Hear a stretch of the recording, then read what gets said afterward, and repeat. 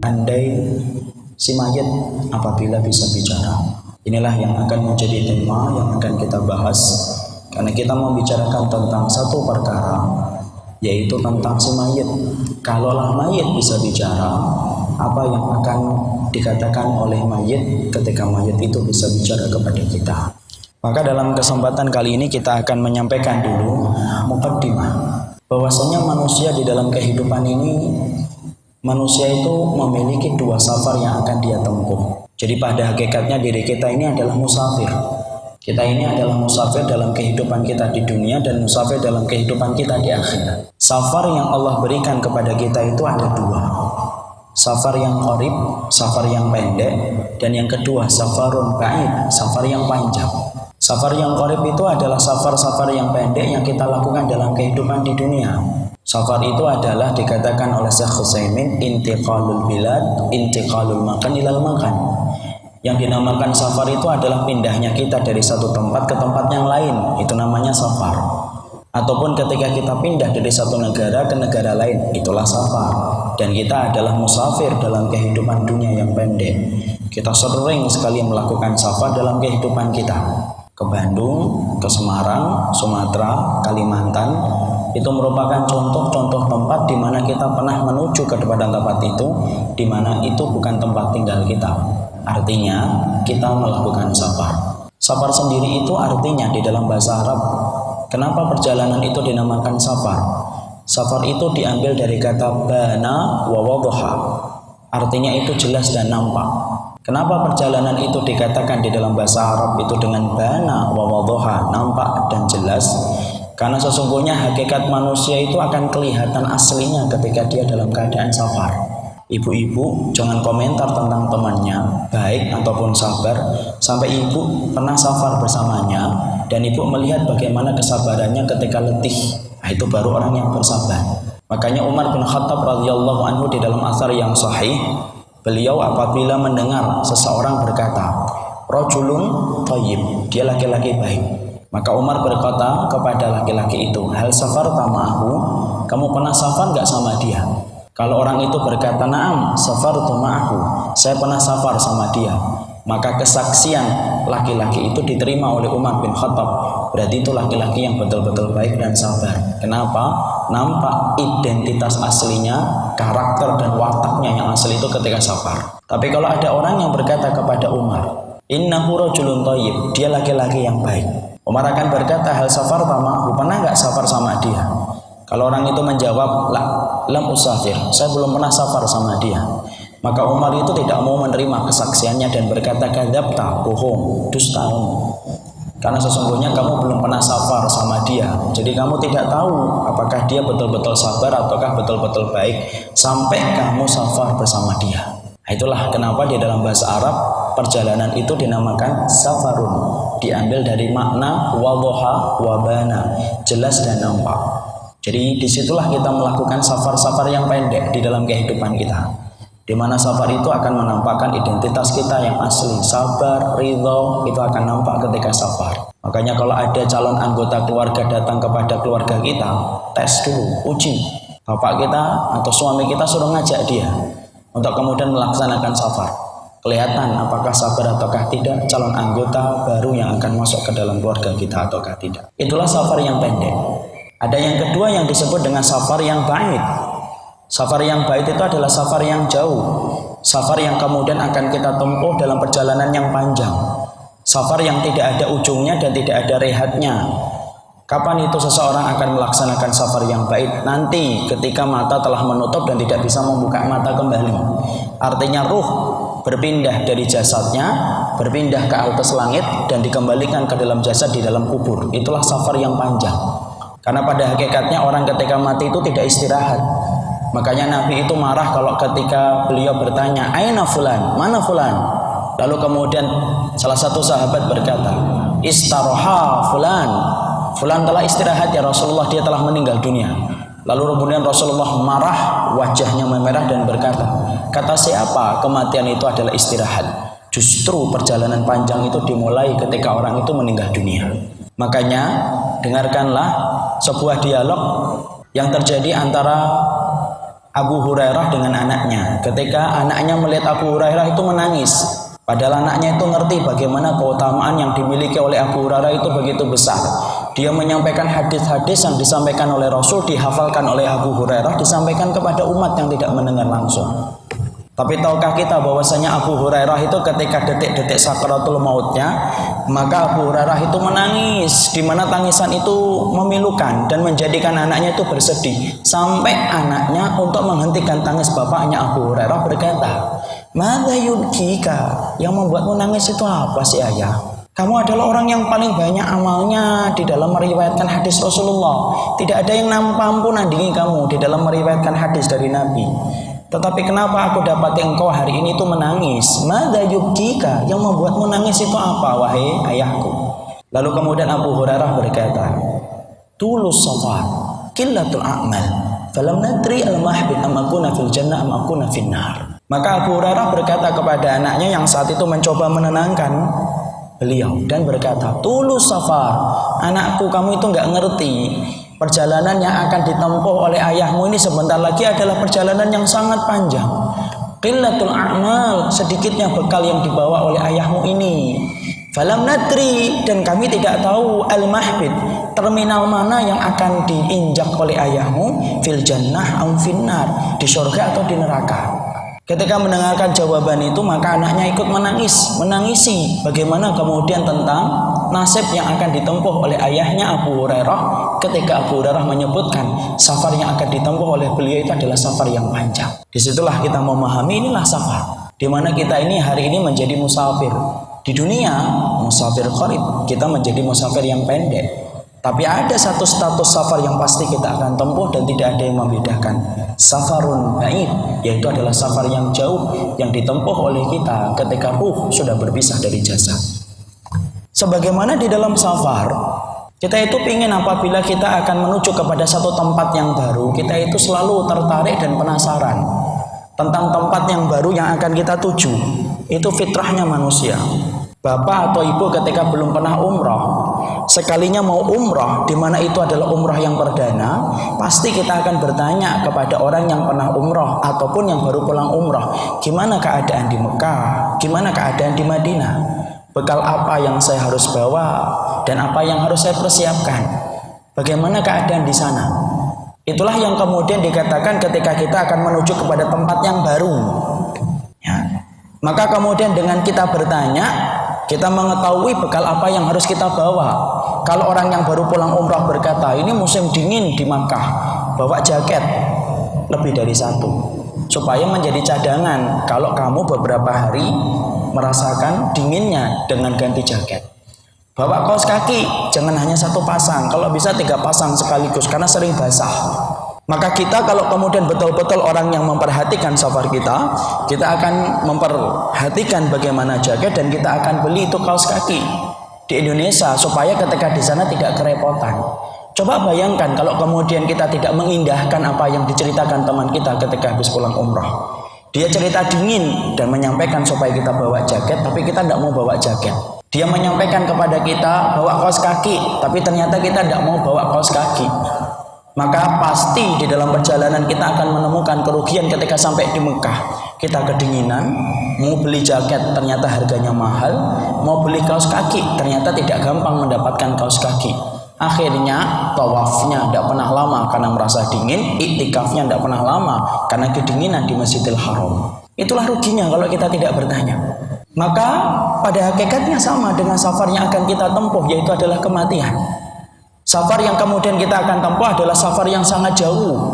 Kita ingin sekali bertanya kepada orang-orang yang telah meninggal dunia, supaya kemudian mereka ruh-ruhnya itu ngomong kepada kita apa yang mereka temui dan apa yang mereka inginkan setelah mereka itu mati dari kehidupan dunia yang belum mereka dapatkan.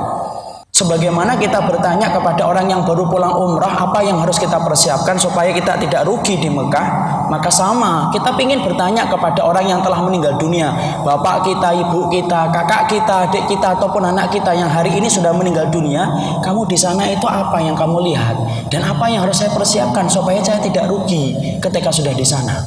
Tapi masalahnya ketika dalam perjalanan safar yang qarib kita bisa tanya, tetapi dalam safar yang panjang, yaitu adalah safar dalam kematian, kita nggak bisa nanya.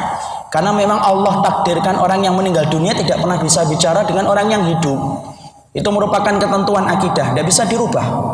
Makanya kalau ada orang yang mengatakan ada satu ilmu yang bisa menghubungkan antara yang hidup dengan orang yang mati, pastikan itu bukan dari Allah, tetapi itu pasti datang dari setan. Kenapa? Di dalam Islam itu tidak ada pembicaraan antara ruh dengan pembicaraan kepada orang yang hidup. Karena itu mustahil terjadi dalam kehidupan kita. Tapi walaupun itu adalah mustahil dalam kehidupan kita, maka kita harus paham Allah itu betul-betul Rahman, Allah itu betul-betul sayang kepada umatnya. Allah kemudian tidak tutup cerita tentang kematian. Allah sampaikan bagaimana angan-angan yang dimiliki oleh orang yang mati. Kemudian Allah ceritakan di dalam kitabullah dan sunnah sebagai bentuk kasih sayangnya kepada kita. Dan Allah sampaikan kepada orang yang beriman supaya mereka itu merenungkan perjalanan panjang yang akan dia tempuh. Jadi tidak perlu sedih kalau di dalam Islam itu tidak ada satu ilmu yang menghubungkan kita dengan ruh. Tidak perlu sedih. Karena ternyata rahmannya Allah lebih besar daripada apa yang kita pikirkan. Allah ngerti kita butuh tentang satu tempat yang belum pernah kita tuju.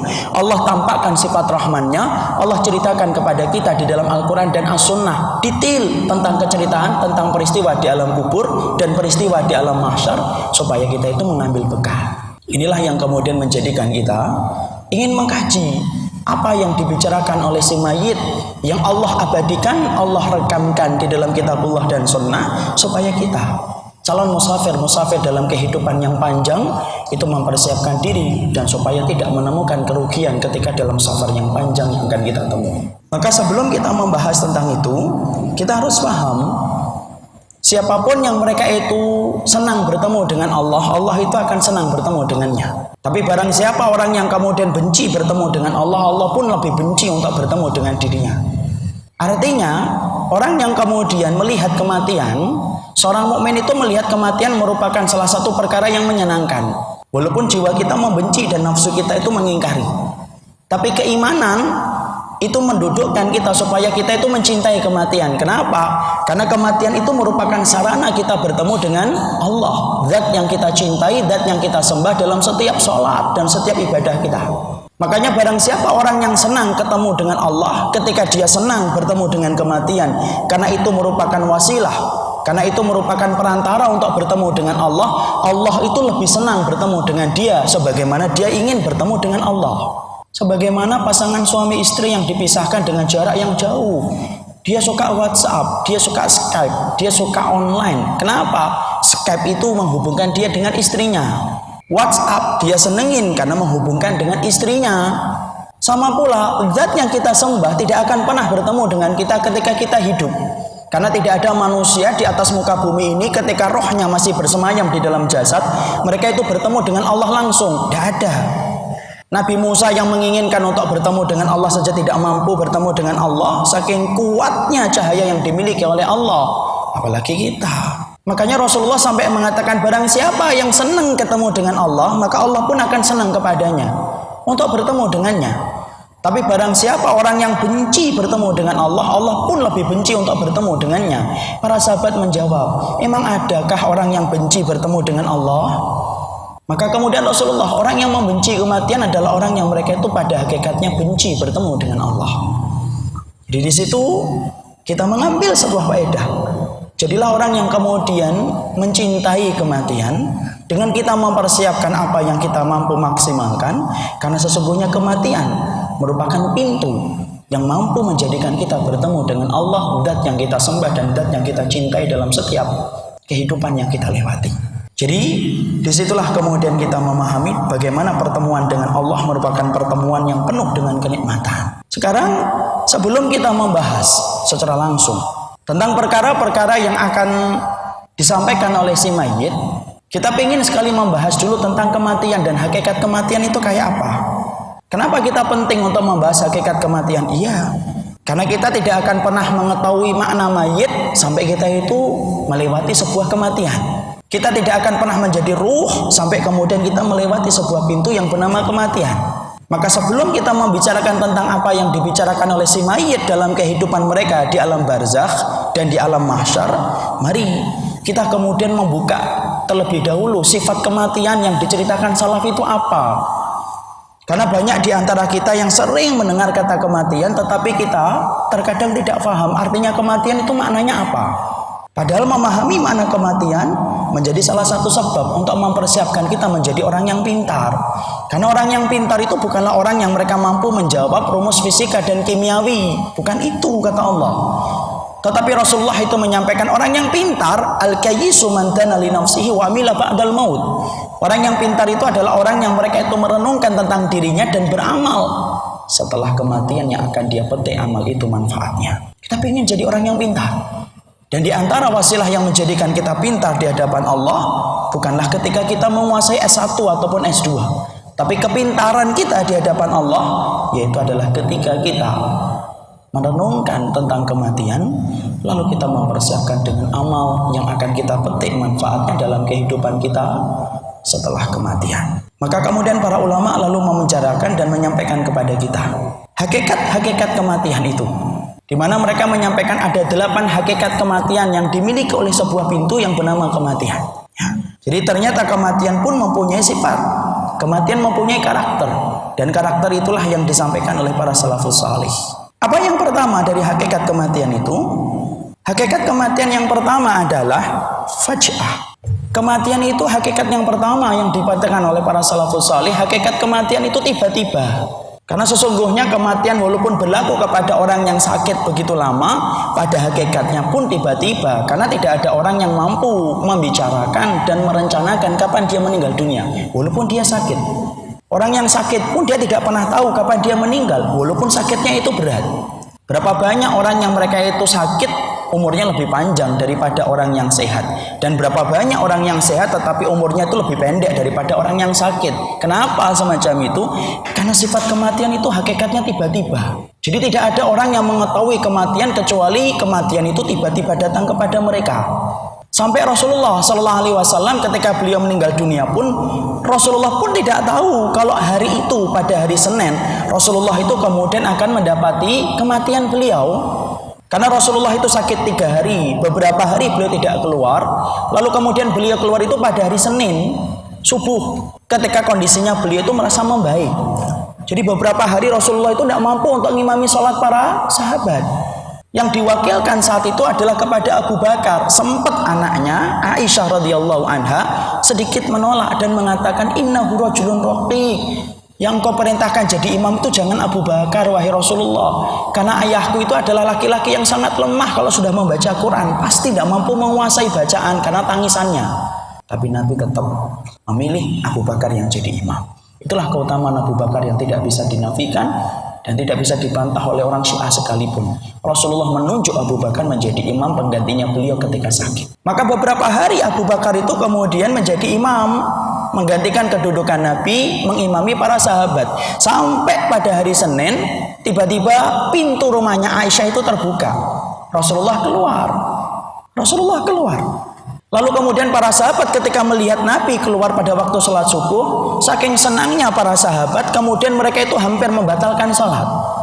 Abu Bakar yang saat itu mendapati Rasulullah keluar dari rumahnya Aisyah setelah beberapa hari tidak keluar untuk melaksanakan sholat subuh, Abu Bakar itu mundur, ditahan oleh Nabi supaya Abu Bakar tetap melanjutkan untuk menjadi imam sholat. Saat itu para sahabat itu senang karena merasa bahwasanya Rasulullah itu telah sembuh, membaik. Indikator membaiknya Nabi adalah Nabi keluar untuk melaksanakan sholat subuh.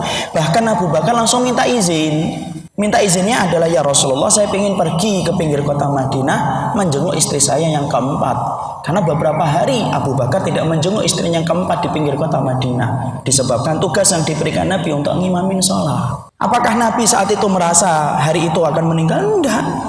Abu Bakar itu kalau tahu bahwasanya Rasulullah itu akan meninggal, tidak mungkin beliau itu akan izin untuk meninggalkan Nabi untuk menjenguk istrinya yang keempat. Itulah jawaban kenapa kita sering bertanya, kenapa Abu Bakar kok terakhir mengetahui kematian Nabi, wafatnya Rasulullah?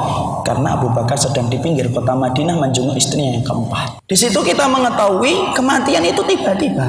Kalaulah Rasulullah saja tidak mengetahui tentang kematian beliau, maka sesungguhnya kita pun tidak akan pernah mengetahui kematian kita. Sampai orang yang sakit sekalipun ketika berat sakit itu menghimpit dadanya, menyusahkan dia untuk menarik nafasnya, dia pun tidak akan pernah tahu kematian itu kapan. Karena kematian itu pelajaran yang tidak pernah kita siap untuk menerimanya sampai kapanpun. Orang itu sering berkata kalau nikah, Nikah itu satu hal, walaupun sudah dipersiapkan, kalau sudah hari hanya seakan-akan tidak siap. Kalau kita bisa berkata, oh kematian, kapanpun kita mempersiapkan kematian, pada hakikatnya kematian itu adalah tiba-tiba. Ketika itu datang, tidak ada manusia yang siap untuk menerima kematian, kecuali dia itu akan mendapati itulah tiba-tiba.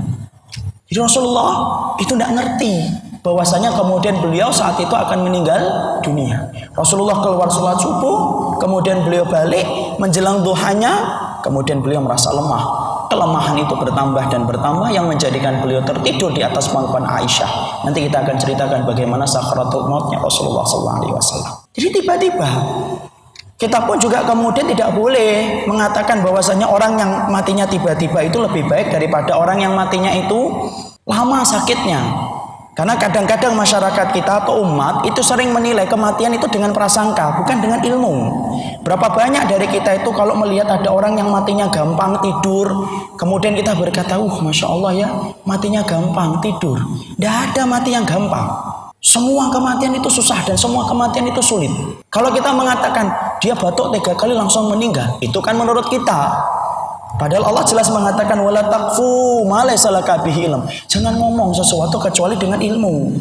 Kita tidak boleh juga mengatakan orang-orang yang tertabrak di pinggir jalan, dibunuh, terpleset sampai terseret banjir, ataupun mati di kamar sampai 2 hari, 3 hari baru ketahuan. Bukan berarti itu buruk pula, karena kita tidak pernah mengetahui tentang status kematian seseorang.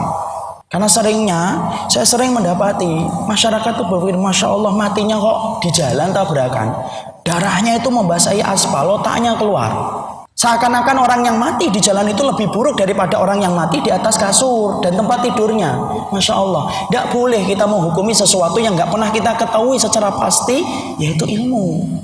Kita kan tidak boleh menghukumi. Bisa jadi orang yang mereka itu tertabrak di pinggir jalan, walaupun darahnya membasahi aspal, ditutup dengan daun pisang, 2 jam baru diangkat menuju ke mobil, tetapi bisa jadi dia menjadi orang yang betul-betul baik di hadapan Allah ketika dia keluarnya itu adalah untuk mencari penghidupan yang halal, menghidupi untuk istri dan anaknya dengan harta yang halal. Ingat, manusia itu dikumpulkan berdasarkan niat. Yuhsyarun nas ala niyatihim. Manusia itu dikumpulkan oleh Allah berdasarkan niat. Dan niat itu sesuatu yang tidak pernah kita ngerti. Jangan pernah kita menghakimi seseorang di mana Allah itu menghakimi niatnya dan kita tidak mampu menghakimi niat seseorang.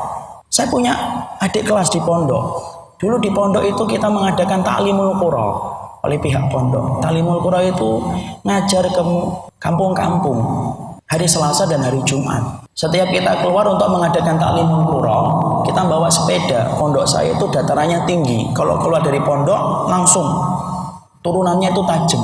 Saya berangkat ta'limul qura di masjid yang telah ditunjuk sebagaimana biasanya. Ada adik kelas anak namanya Qasim. Berangkat 5 menit setelah saya berangkat bersama teman-teman. Ketika saya baru sampai di perjalanan, baru sampai di masjid, tiba-tiba orang kampung itu rame betul dan membicarakan ada tabrakan. Mas pondok tabrakan. Pecah kepalanya, Pak. Pecah kepalanya ditabrak oleh truk yang kabur.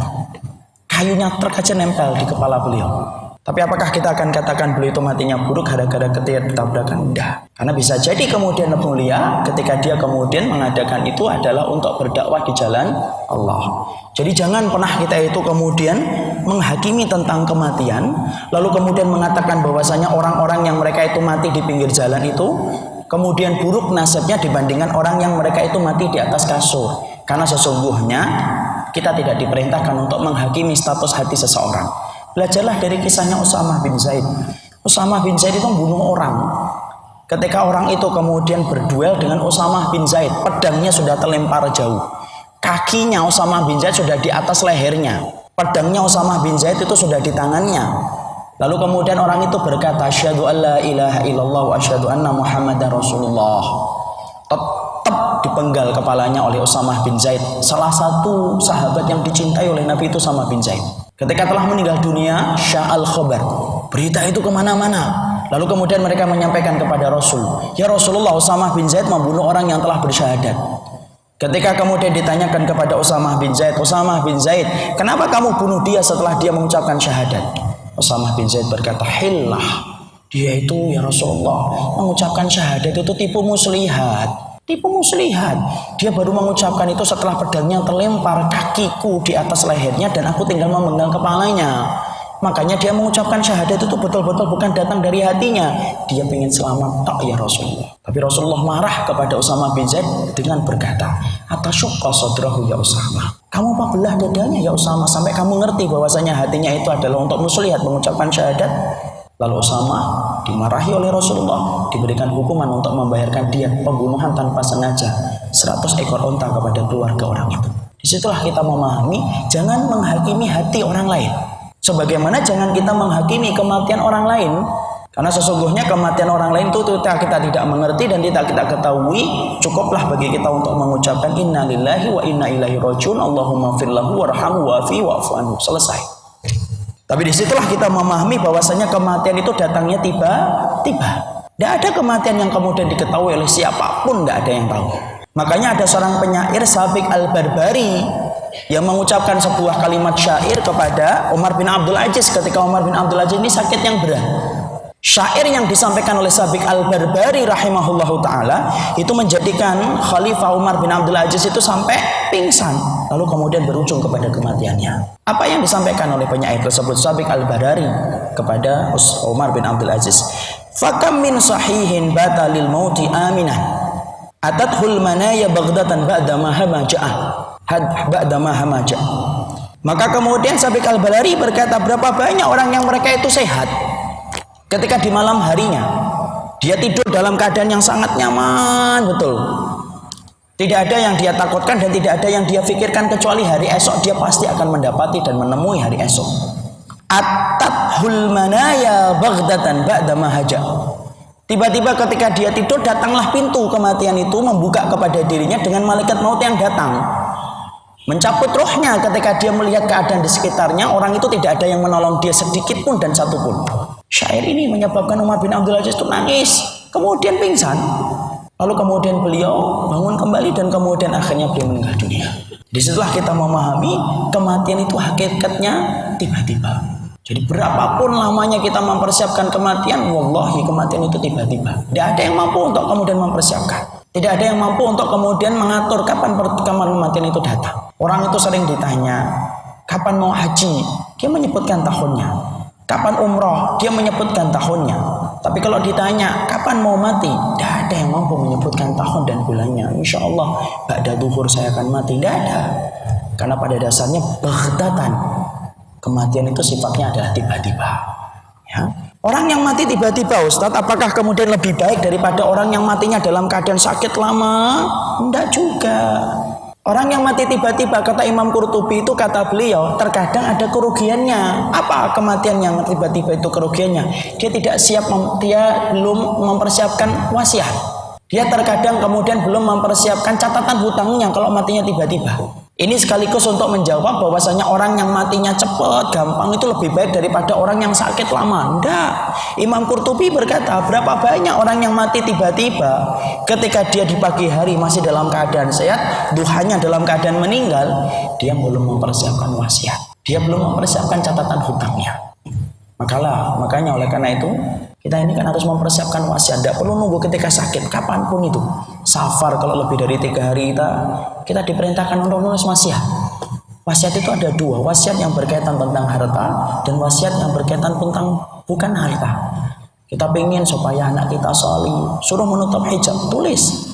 Anak yakin betul, anak-anak itu kalau mendapati perintah kita ketika kita sudah tidak ada, itu lebih mempengaruhi mereka dan jiwa mereka daripada mendapatkan perintah itu ketika orang tuanya masih ada. Makanya dulu wasiat itu wajib, tapi dimansuh, dihapuskan, lalu kemudian menjadi sunnah. Sunnahnya itu bagi orang yang pernah safar lebih dari 3 hari, suruh menulis wasiat. Dan wasiat itu ada 2, yang berkaitan harta dan berkaitan bukan harta. Itu yang pertama. Yang kedua, sifat dari kematian itu adalah kematian itu bersifat sesuatu yang tidak bisa dihindari. Jadi tidak ada satu benteng pun yang mampu untuk kemudian menjaga kita dan menahan kita dari kematian. Tidak ada yang mampu. Karena sesungguhnya sifat kematian yang pertama itu adalah tiba-tiba, yang kedua tidak bisa dihindari.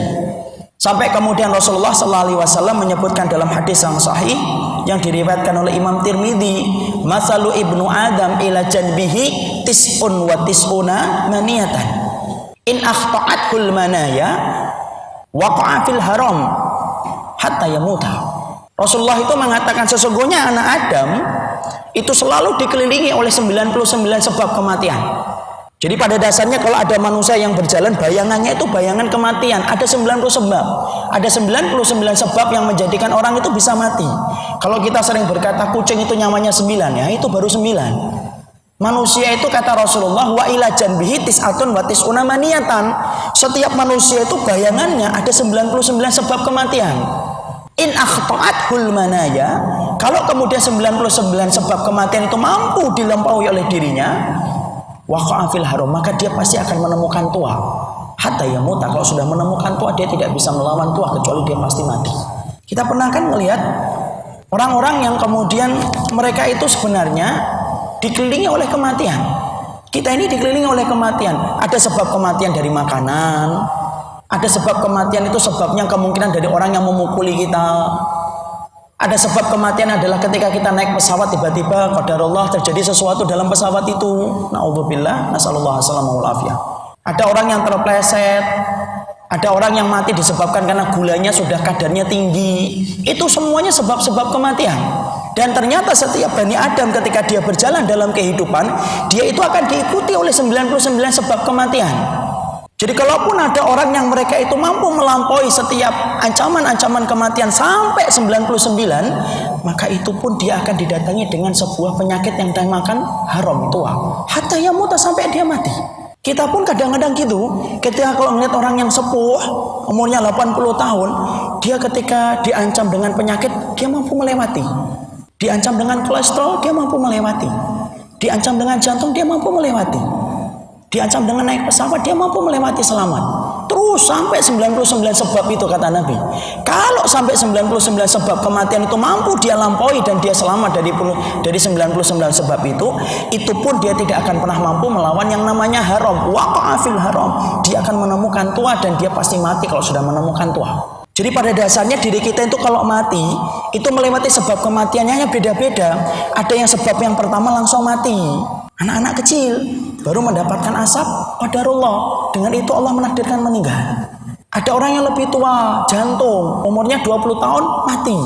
Itu mungkin sebab ketiga atau sebab kelimanya. Ada orang yang terkadang melewati jantung, dia dapat serangan jantung selamat. Kemudian dia mendapatkan penanganan yang optimal di rumah sakit, langsung di bypass, dibuat ring, kemudian sembuh. Nah, itu sebab kematian yang keberapa dia selamat.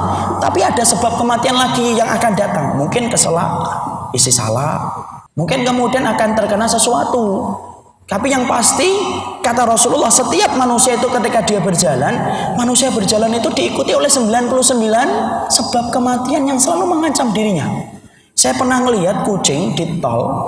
Ketika ada kucing itu nyebrang dari pinggir tol, ketika saya di pinggir, kucing itu ngelewatin bahu yang paling kiri, mampu untuk kemudian selamat ketika dia mampu menyelamatkan diri dari laju truk. Di tengah mampu selamat ketika mobil yang di tengah itu masih agak jauh jaraknya dan sempat membanting setir. Tapi ternyata kucing itu tidak mampu melewati barisan paling kanan. Ketika ada mobil yang kencang, langsung kemudian nabrak, mati di jalan tol. Saya kemudian berpikir ketika membaca hadis ini, perumpamaan yang dikatakan oleh Nabi itu sama dengan perumpamaan kita. Kadang-kadang di antara kita itu diberikan oleh Allah sebab kematian yang ketiga, ada yang sudah meninggal. Ada yang diberikan sebab kematian yang ke-10, yang ke-11 baru meninggal. Ada yang diberikan sebab kematian yang ke-20, yang ke-21 yang meninggal. Sebabnya banyak. Makanya kan kita pernah lihat ada orang yang selamat dari pesawat Sukhoi, misalkan kecelakaan dulu, ada satu pesawat itu kecelakaan. Ada salah satu di antara penumpangnya yang selamat, tapi ternyata beberapa lama setelah itu dia mendapatkan jantung, lalu kemudian meninggal. Itu pernah dilansir dalam sebuah berita. Ada salah satu penumpang yang dulunya selamat, tidak jadi naik ke pesawat karena saat itu dia terlambat. Pesawat itu ternyata menemukan kecelakaan. Tapi selang 2 pekan atau 3 pekan, akhirnya pun meninggal dunia ketika ternyata penumpang itu mendapatkan serangan jantung. Jadi namanya kematian itu pada dasarnya mengikuti kita terus. Dan kemudian ternyata Allah itu menciptakan 99 sebab kematian. Makanya Hasan Al-Basri sampai menceritakan kepada kita, Masya Allah, kalau kalian tahu bagaimana malaikat mau datang kepada kita, maka kalian tidak akan pernah punya sifat atau kesempatan untuk tertawa. Hasan Al-Basri berkata, malaikat maut itu mengecek kita setiap harinya itu 3 kali, kata Hasan Al-Basri rahimahullah ta'ala. Jadi malaikat maut itu ngecek turun kepada kehidupan kita masing-masing itu sehari 3 kali untuk ngecek ini rezekinya sudah habis atau belum. Oh ternyata masih ada. Kalau masih ada, balik lagi.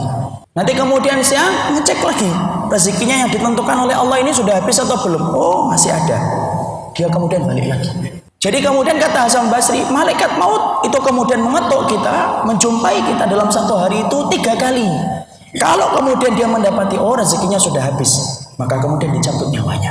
Disitulah kita faham, Masya Allah, kita tidak akan pernah dimatikan oleh Allah sampai rezeki yang Allah tetapkan untuk kita itu betul-betul Allah sempurnakan.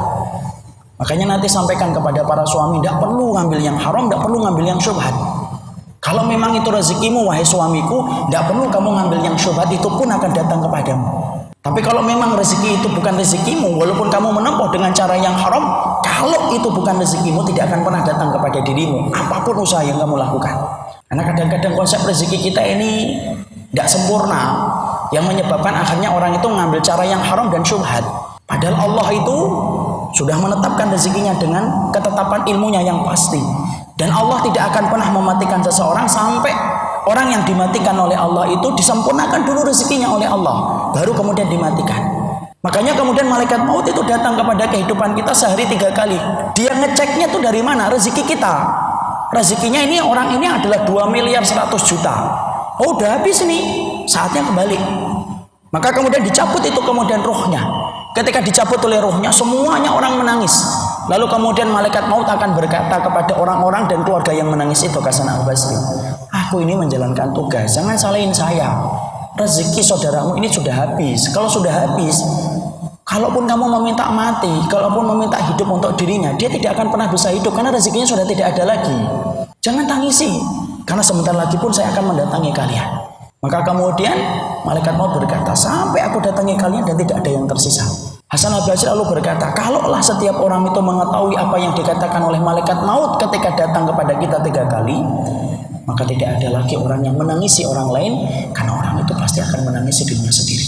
Itulah hakikat kematian. Jadi Allah itu kemudian mengukur kematian kita itu dari rezeki kita. Kalau rezekinya sudah habis, kita ditakdirkan oleh Allah untuk mendapatkan selama hidup kita itu 200 juta. 200 juta habis, saatnya kembali kepada Allah, malaikat maut datang kepada kita. Makanya Hasan Al-Basri berkata, ada orang yang didatangi malaikat maut siang hari. Malaikat maut mendapati rezekinya masih ada. Ternyata di sore harinya rezeki itu sudah habis. Dan akhirnya kemudian dia meninggal dunia. Jadi setiap orang itu melewati 99 sebab kematian. Jadi kalaupun kemudian kita berhasil melewati satu ancaman, akan datang ancaman berikutnya. Makanya jangan pernah berharap kalaupun kita sehat kemudian umur kita mampu untuk mengalahkan kematian, tidak akan mampu.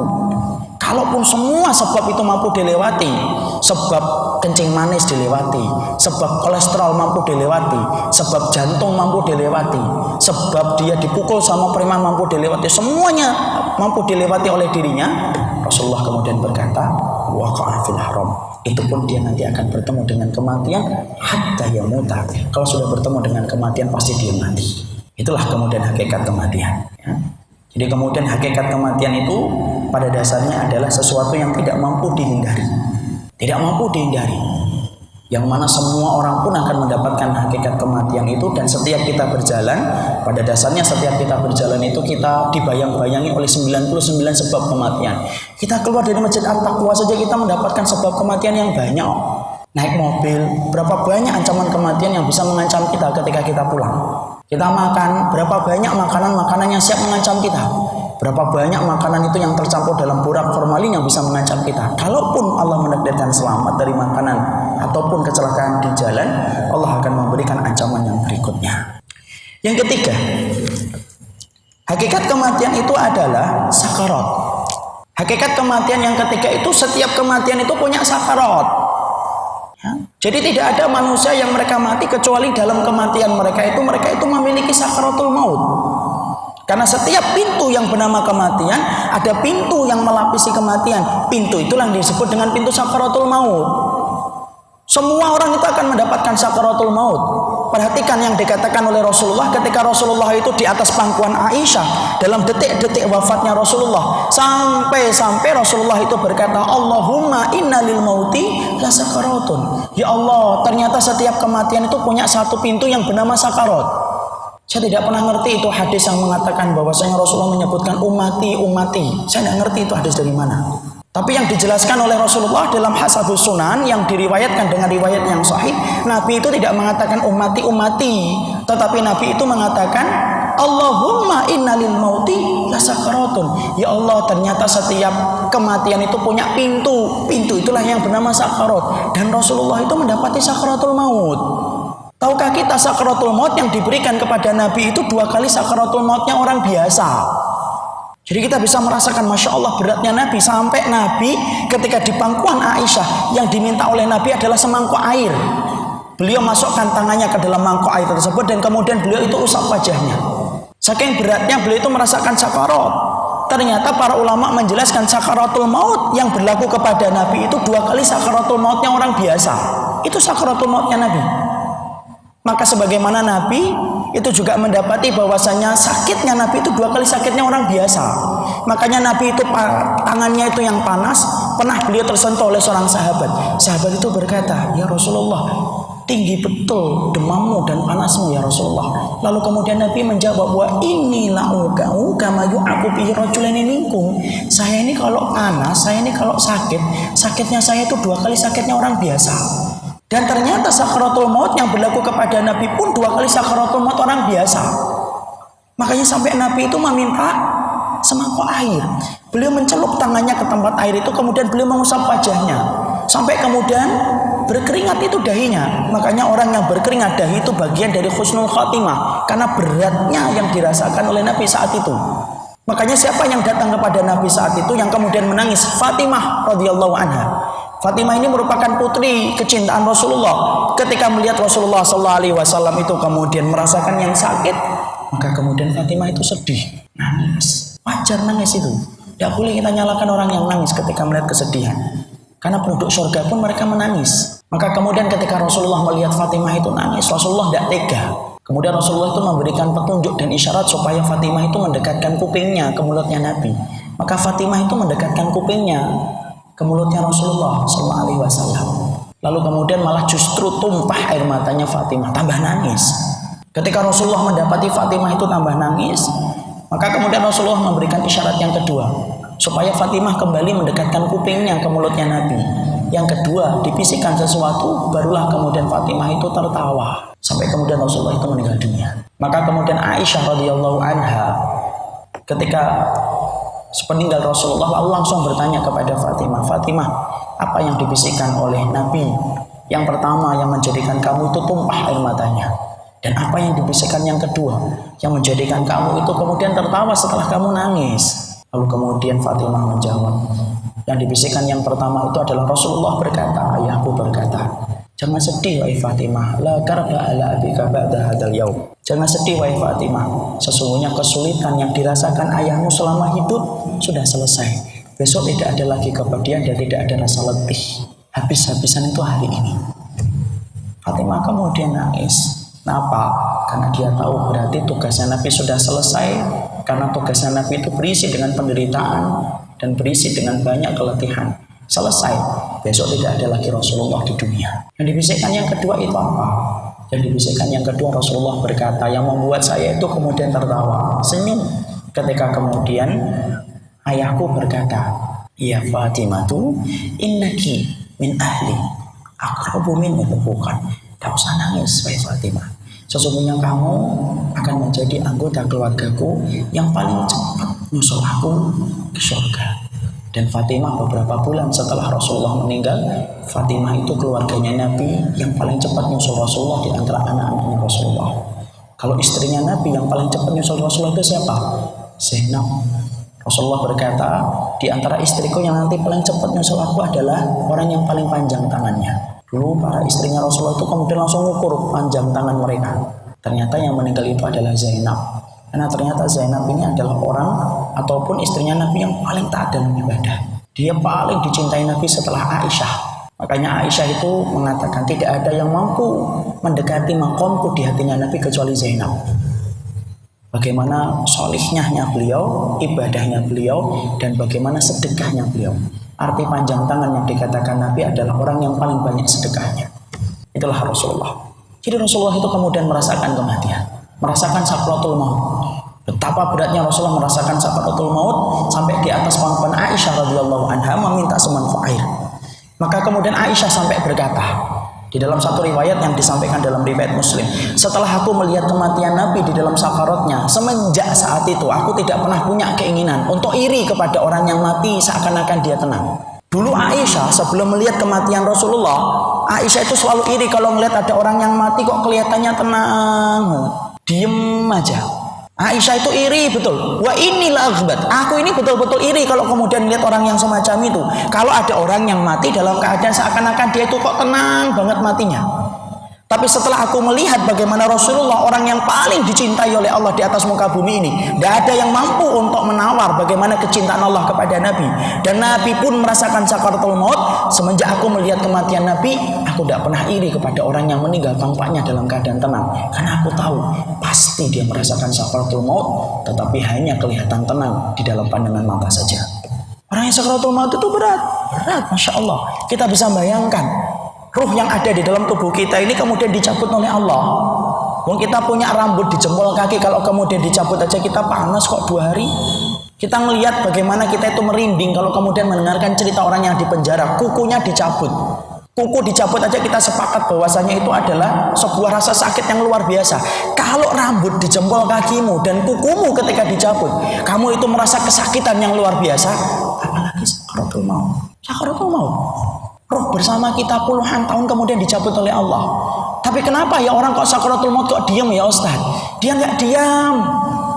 Dia merasakan sakit, saking beratnya rasa sakit itu menimpa kepada dirinya sampai tidak bisa ngomong apa-apa.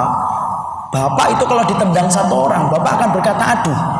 Tapi kalau bapak ditendang sama 5 orang, aduhnya itu sudah semakin lemah. Kalau kemudian bapak ditendang sama 100 orang bareng-bareng, mungkin tidak bisa lagi ngomong aduh. Saking sakitnya kita rasakan ketika ditendang bareng-bareng 100 orang. Itu sakaratul maut. Semuanya merasakan sakaratul maut. Sampai Nabi pun merasakan sakaratul maut. Sampai Allah berkata wajaat sakaratul maut dzalika ma kuntum minhu tahid. Datanglah sakaratul maut yang selama ini kamu kemudian selalu berlari darinya. Tidak akan mampu kita berlari dari sakaratul maut. Makanya Nabi sampai kemudian mengajarkan kepada kita satu doa, Allahumma a'inni, Allahumma hawin alaina sakaratul maut. Ya Allah, ringankanlah aku sakaratul maut. Padahal Nabi adalah orang yang paling dicintai oleh Allah, tapi ternyata Nabi pun merasakan sakaratul maut. Karena itulah hakikat kematian. Yang bisa merubah manusia menjadi roh akan melewati tentang sebuah perkara yang bernama sakaratul maut. Nabi dijadikan kayak gitu yang pertama. Kenapa sih Nabi itu 2 kali sakaratul mautnya daripada kita? 1, supaya umat ini berpikir tentang hakikat sakaratul maut. Imam Qurtubi berkata, kalaulah nabimu saja merasakan sakaratul maut, apalagi kamu cuma umatnya Nabi. Faedah yang kedua, kenapa Nabi itu merasakan sakaratul maut yang berat sampai ditimpakan kepada beliau itu 2 kali sakaratul mautnya orang biasa, itu 2 kali sakaratul mautnya orang biasa itu terjadi kepada Nabi? Maka Imam Qurtubi berkata, karena sesungguhnya Allah itu memberikan puncak kesabaran kepada Nabi di dunia supaya puncak kenikmatan Nabi di akhirat. Makanya Nabi itu menjadi pemimpin penduduk surga. Jadi kalau kita itu beriman, Bapak dan Ibu, jangan mengharapkan kita itu nikmat. Tidak ada imannya nikmat. Iman itu pasti diuji. Apapun ujian. Ujian kadang lewat suami, kadang lewat istri, kadang anak. Tapi semakin berat ujian yang Allah berikan, semakin besar kenikmatannya Allah ganti atas segala penderitaan yang dulu kita rasakan di dunia. Sebagaimana Allah memberikan ujian kepada Nabi sampai detik-detik terakhirnya Rasulullah di dunia pun masih dikasih oleh Allah ujian. 2 kali sakaratul maut orang biasa. Yang tidak merasakan sakaratul maut itu siapa, Ustaz? Ada nggak? Ada. Siapa yang tidak merasakan sakaratul maut? Yang tidak mendapatkan sakaratul maut dikatakan oleh para ulama satu tok yang tidak merasakan, yaitu adalah orang-orang yang mati syahid di jalan Allah. Orang yang mati syahid itu tidak merasakan sakaratul maut.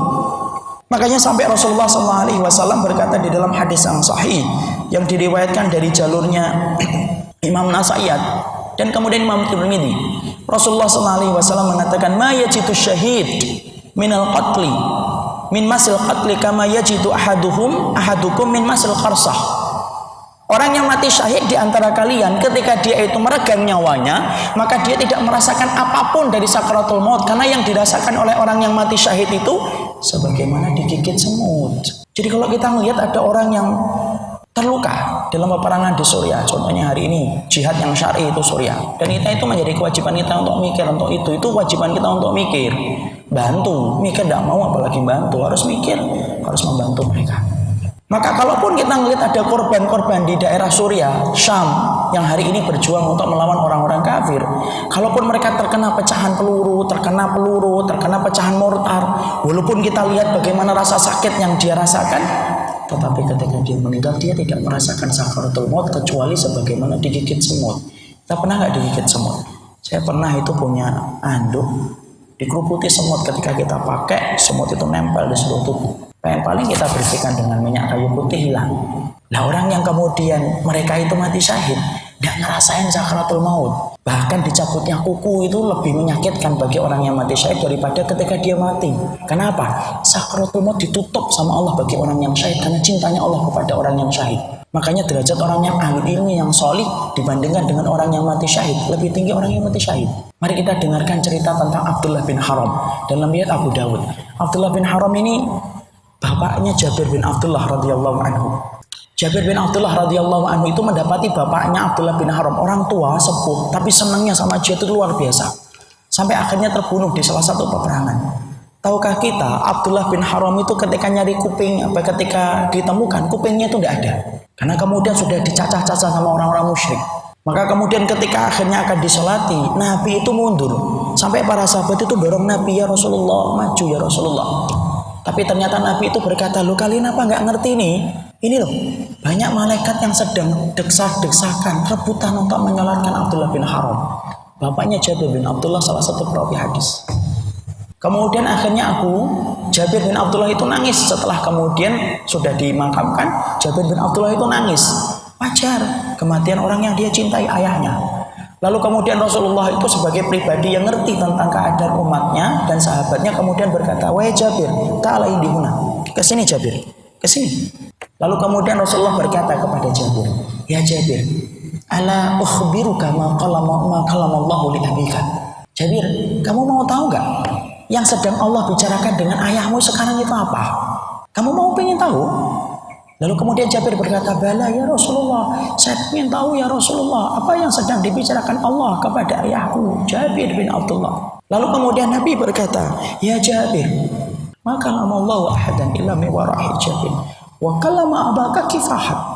Jabir, Allah itu tidak pernah bicara dengan orang yang sudah meninggal dunia, itu kecuali bicaranya di belakang hijab, sampai nanti hari kiamat. Tapi ketika Allah itu menyambut ayahmu, Abdullah bin Haram, karena kecintaannya kepada orang yang berjihad di jalan Allah, Allah itu menyambut ayahmu dengan Allah itu berbicara langsung, kifahan. Kifahan itu face to face, wajah dengan wajah, tidak ada satar, tidak ada hijab. Lalu kemudian Allah itu bertanya kepada ayahmu, ya Abdullah bin Haram, tamanna alayya utika. Wahai hambaku, minta kepadaku sesuatu, aku kasih. Pada saat itu Abdullah bin Haram itu sudah mendapatkan surga. Coba, sudah mendapatkan surga. Allah masih berkata, tamanna alayya utika. Kamu minta apa? Aku kasih. Ayo, kamu minta apa? Aku kasih. Ternyata yang diminta oleh Abdullah bin Haram itu apa? Antuhyani fauqtalu fika saniyatan. Ya Allah, tidak ada yang aku minta kecuali satu, ya Allah. Hidupkan aku lagi supaya aku bisa melewati kematian kembali di jalan Allah. Hidupkan aku lagi, ya Allah, supaya aku merasakan nikmatnya mati syahid di jalan. Lalu Allah menjawab, innahu sabaqa minni innahu la yurja'un. Kalau itu tidak bisa, ketentuan hidup dan mati itu sudah diatur oleh Allah, sudah diatur oleh diriku. Tidak mampu kamu melampaui orang yang hidup kembali. Lalu kemudian akhirnya Jabir, kalau kemudian Abdullah bin Haram berkata, kalau begitu ya Allah, fa'ablik man warai.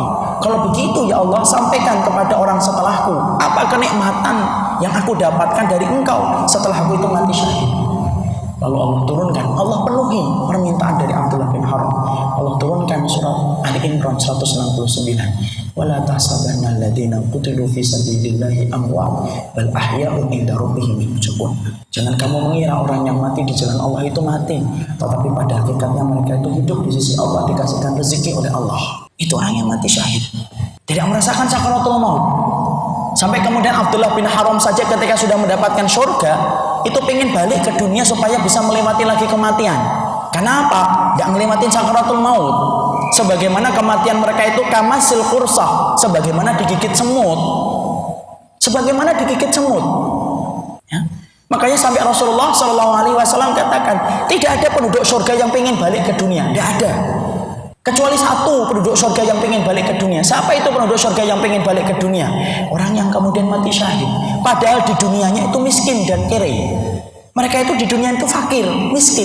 Tapi walaupun mereka sudah mendapatkan surga yang penuh dengan kenikmatan yang tertinggi dari Allah, mereka ingin balik ke dunia supaya mereka mendapatkan mati syahid kembali. Jadi semua sakaratul maut itu pasti dirasakan. Satu yang nggak merasakan itu.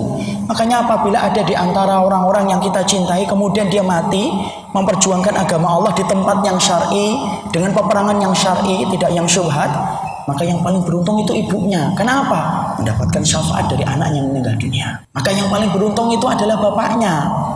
Makanya Ummu Khonsa itu sampai pingin 4 anaknya itu mati syahid. Kasih semua itu 4 anaknya itu kepada jalan Allah sampai meninggal semua. Ummu Khonsa ketika Rasulullah SAW itu berjihad, Rasulullah itu kemudian memanggil-manggil para sahabat untuk berjuang. Ummu Khonsa mempersiapkan 4 anaknya, kemudian dia bilang kepada 4 anaknya, pergi sana, ikut kepada Nabi berjihad di jalan Allah. Dan ibu pingin kalian tidak ada yang pulang. Semuanya ibu pingin kalian itu mati dan gugur di jalan Allah. Allah kabulkan permintaan Ummu Khonsa radhiyallahu anha. Ummu Khonsa mendapati 4 anaknya itu meninggal di jalan Allah. Beruntung betul orang tua. Ya. Jadi disitulah kita mengetahui sesungguhnya kematian itu mendapati sakaratul maut. Dan sakaratul maut itu berlaku kepada setiap orang. Satu yang tidak kemudian diberikan sakaratul maut, orang-orang yang mereka itu mati syahid. Walaupun tampaknya dalam pandangan kita mereka sakit, mereka terkena dengan peluru, mereka terkena dengan apapun pedang, maka pada hakikatnya mereka itu adalah orang yang mendapatkan cubitan semut sebentar, tetapi mereka merasa nikmat. Cuma yang harus kita yakini, tidak boleh bagi kita untuk menyebut orang yang mati itu dengan gelar asyahid. Kenapa tidak boleh? Karena belum tentu dia syahid. Bisa jadi hatinya itu punya tersimpan dengan niatan yang bukan karena Allah. Yang kita lakukan adalah kalau kita mendengar ada orang yang mati dalam peperangan yang syar'i, yang kita ucapkan adalah asyahid insyaallah. Tidak boleh kita langsung menyebutnya asyahid. Kenapa? Karena kita tidak mengetahui bagaimana keadaan hatinya. Kemudian yang berikutnya, dari kemudian hakikat kematian, ya, maka kemudian al-mautu kafarah. Yang keempat, para ulama kemudian menerangkan apa itu hakikat kematian. Para ulama kemudian mengatakan hakikat kematian itu kafarah bagi orang-orang yang beriman. Jadi pada dasarnya orang yang merasakan sakit ketika dia itu meninggal dunia itu kafarah bagi dirinya untuk kemudian menggugurkan dosa-dosanya. Karena setiap rasa sakit yang diderita oleh orang yang beriman, maka itu menjadi kafarah ketika dia ikhlas. Makanya Rasulullah SAW sampai bersabda, "Ma yusibal muslima min wasabin wala hammin wala adza wala syaukatu yushaquha fil ardi illa kaffarallahu bi khatayahu." Sampai Nabi kemudian berkata, tidaklah seorang muslim ketika dia mendapatkan kesedihan, keperihan, gundah gulana di dalam hatinya, sampai kakinya yang tertancap dengan duri, kalau dia bersabar, kecuali Allah itu akan menggugurkan segala dosa-dosanya. Mati adalah kafarah kalau dia merasakan sakit. Makanya bagi kita, kalau mendapati orang yang sakit, yang semakin berat, maka kita yang paling penting itu adalah memberikan nasihat supaya dia sabar dan ikhlas. Itu yang paling penting. Kalaupun kemudian semakin berat, maka yang kita lakukan adalah mentalkin la ilaha illallah.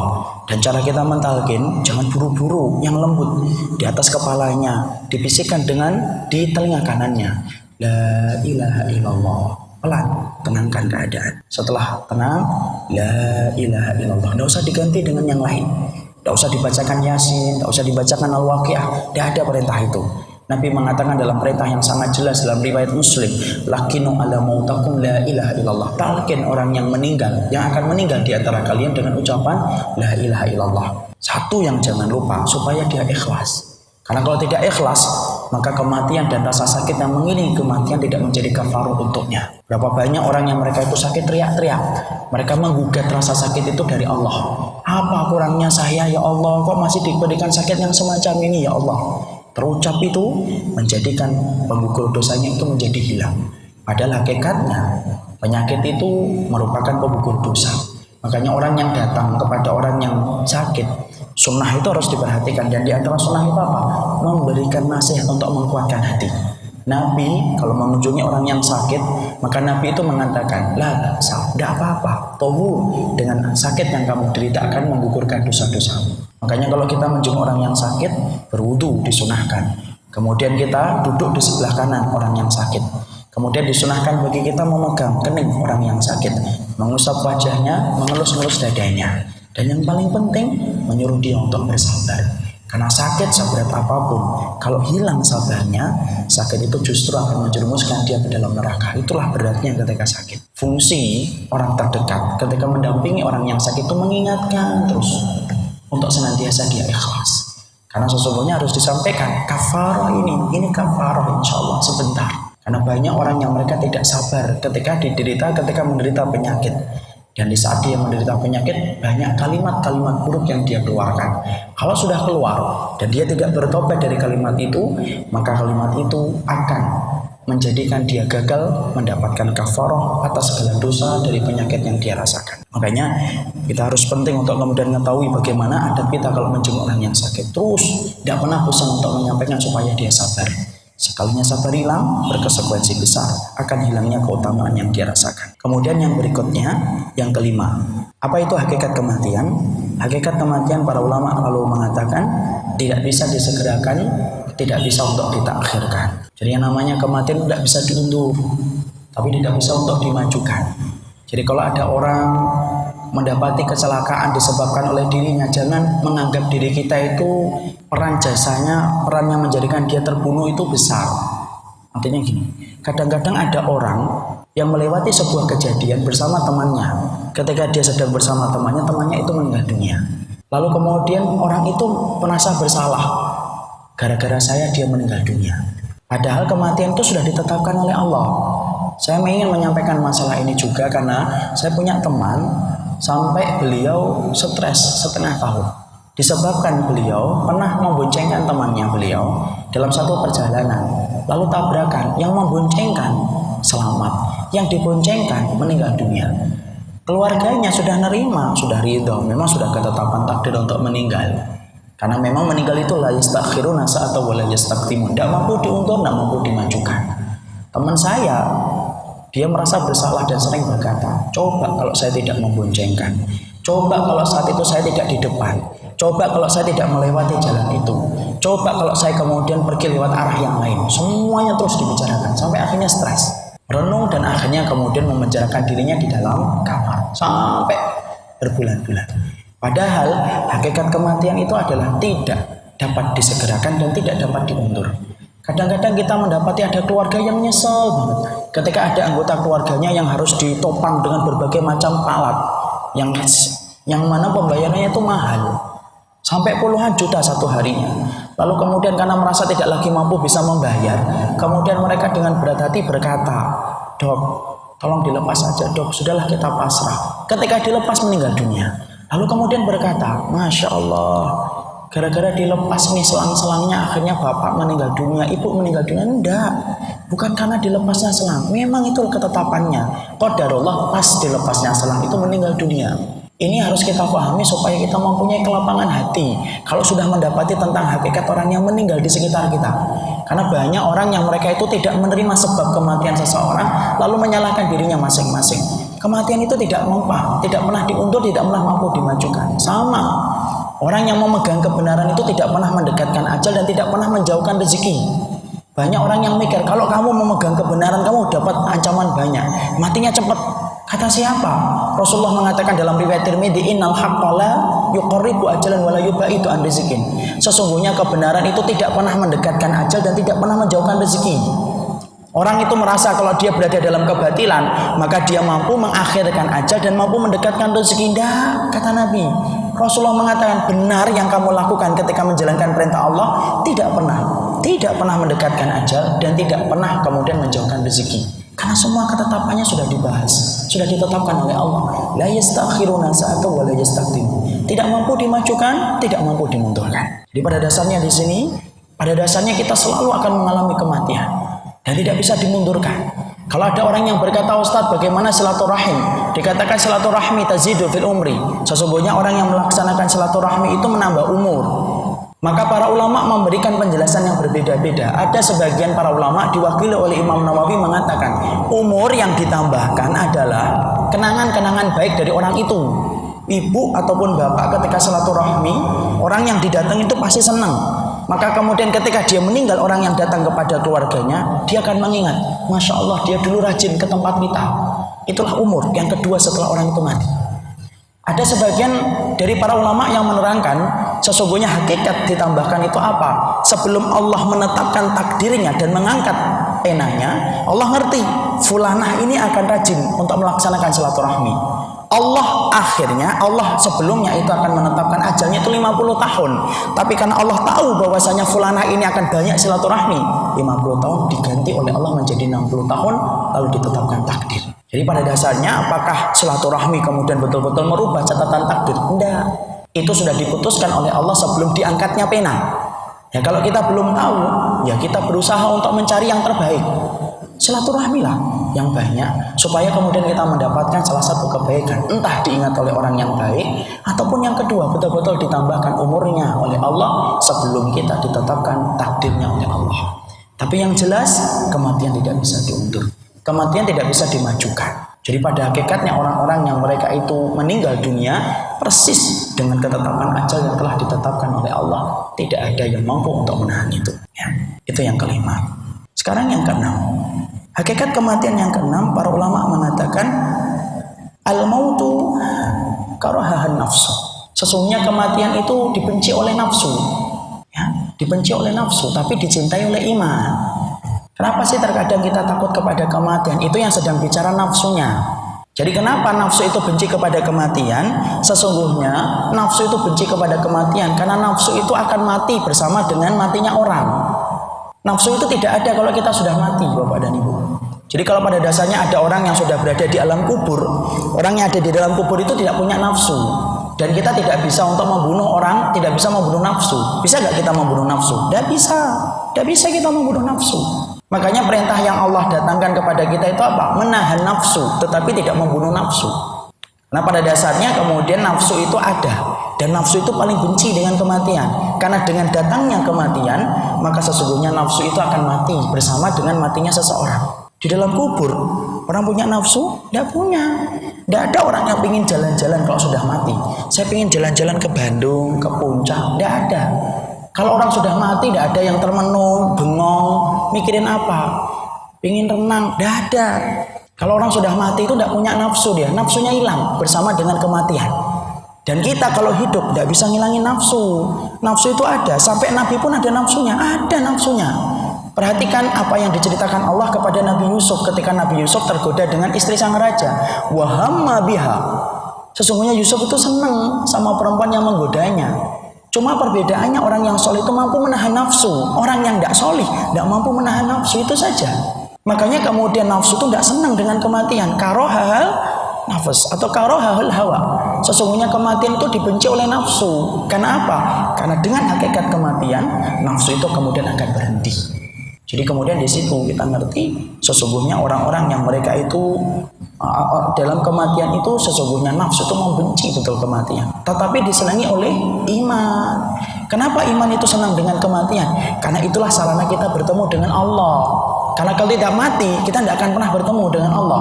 Siapapun yang senang dengan pertemuan dengan Allah, maka Allah pun akan senang kepadanya.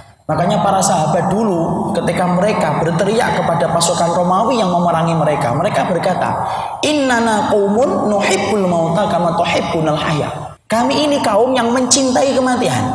Kami ini cinta kematian. Sebagaimana kalian orang Romawi itu mencintai kehidupan. Kami itu kalau perang itu pengen mati. Makanya orang Romawi dalam lintas sejarah, kalau kita membaca sejarah, kita akan mendapati orang Romawi itu stres kalau menghadapi kaum muslimin. Sampai ada salah satu perang yang dinamakan perang Datus Salasil. Perang itu adalah setiap pasukan Romawi harus diikat dengan rantai. Kenapa mereka harus diikat dengan rantai?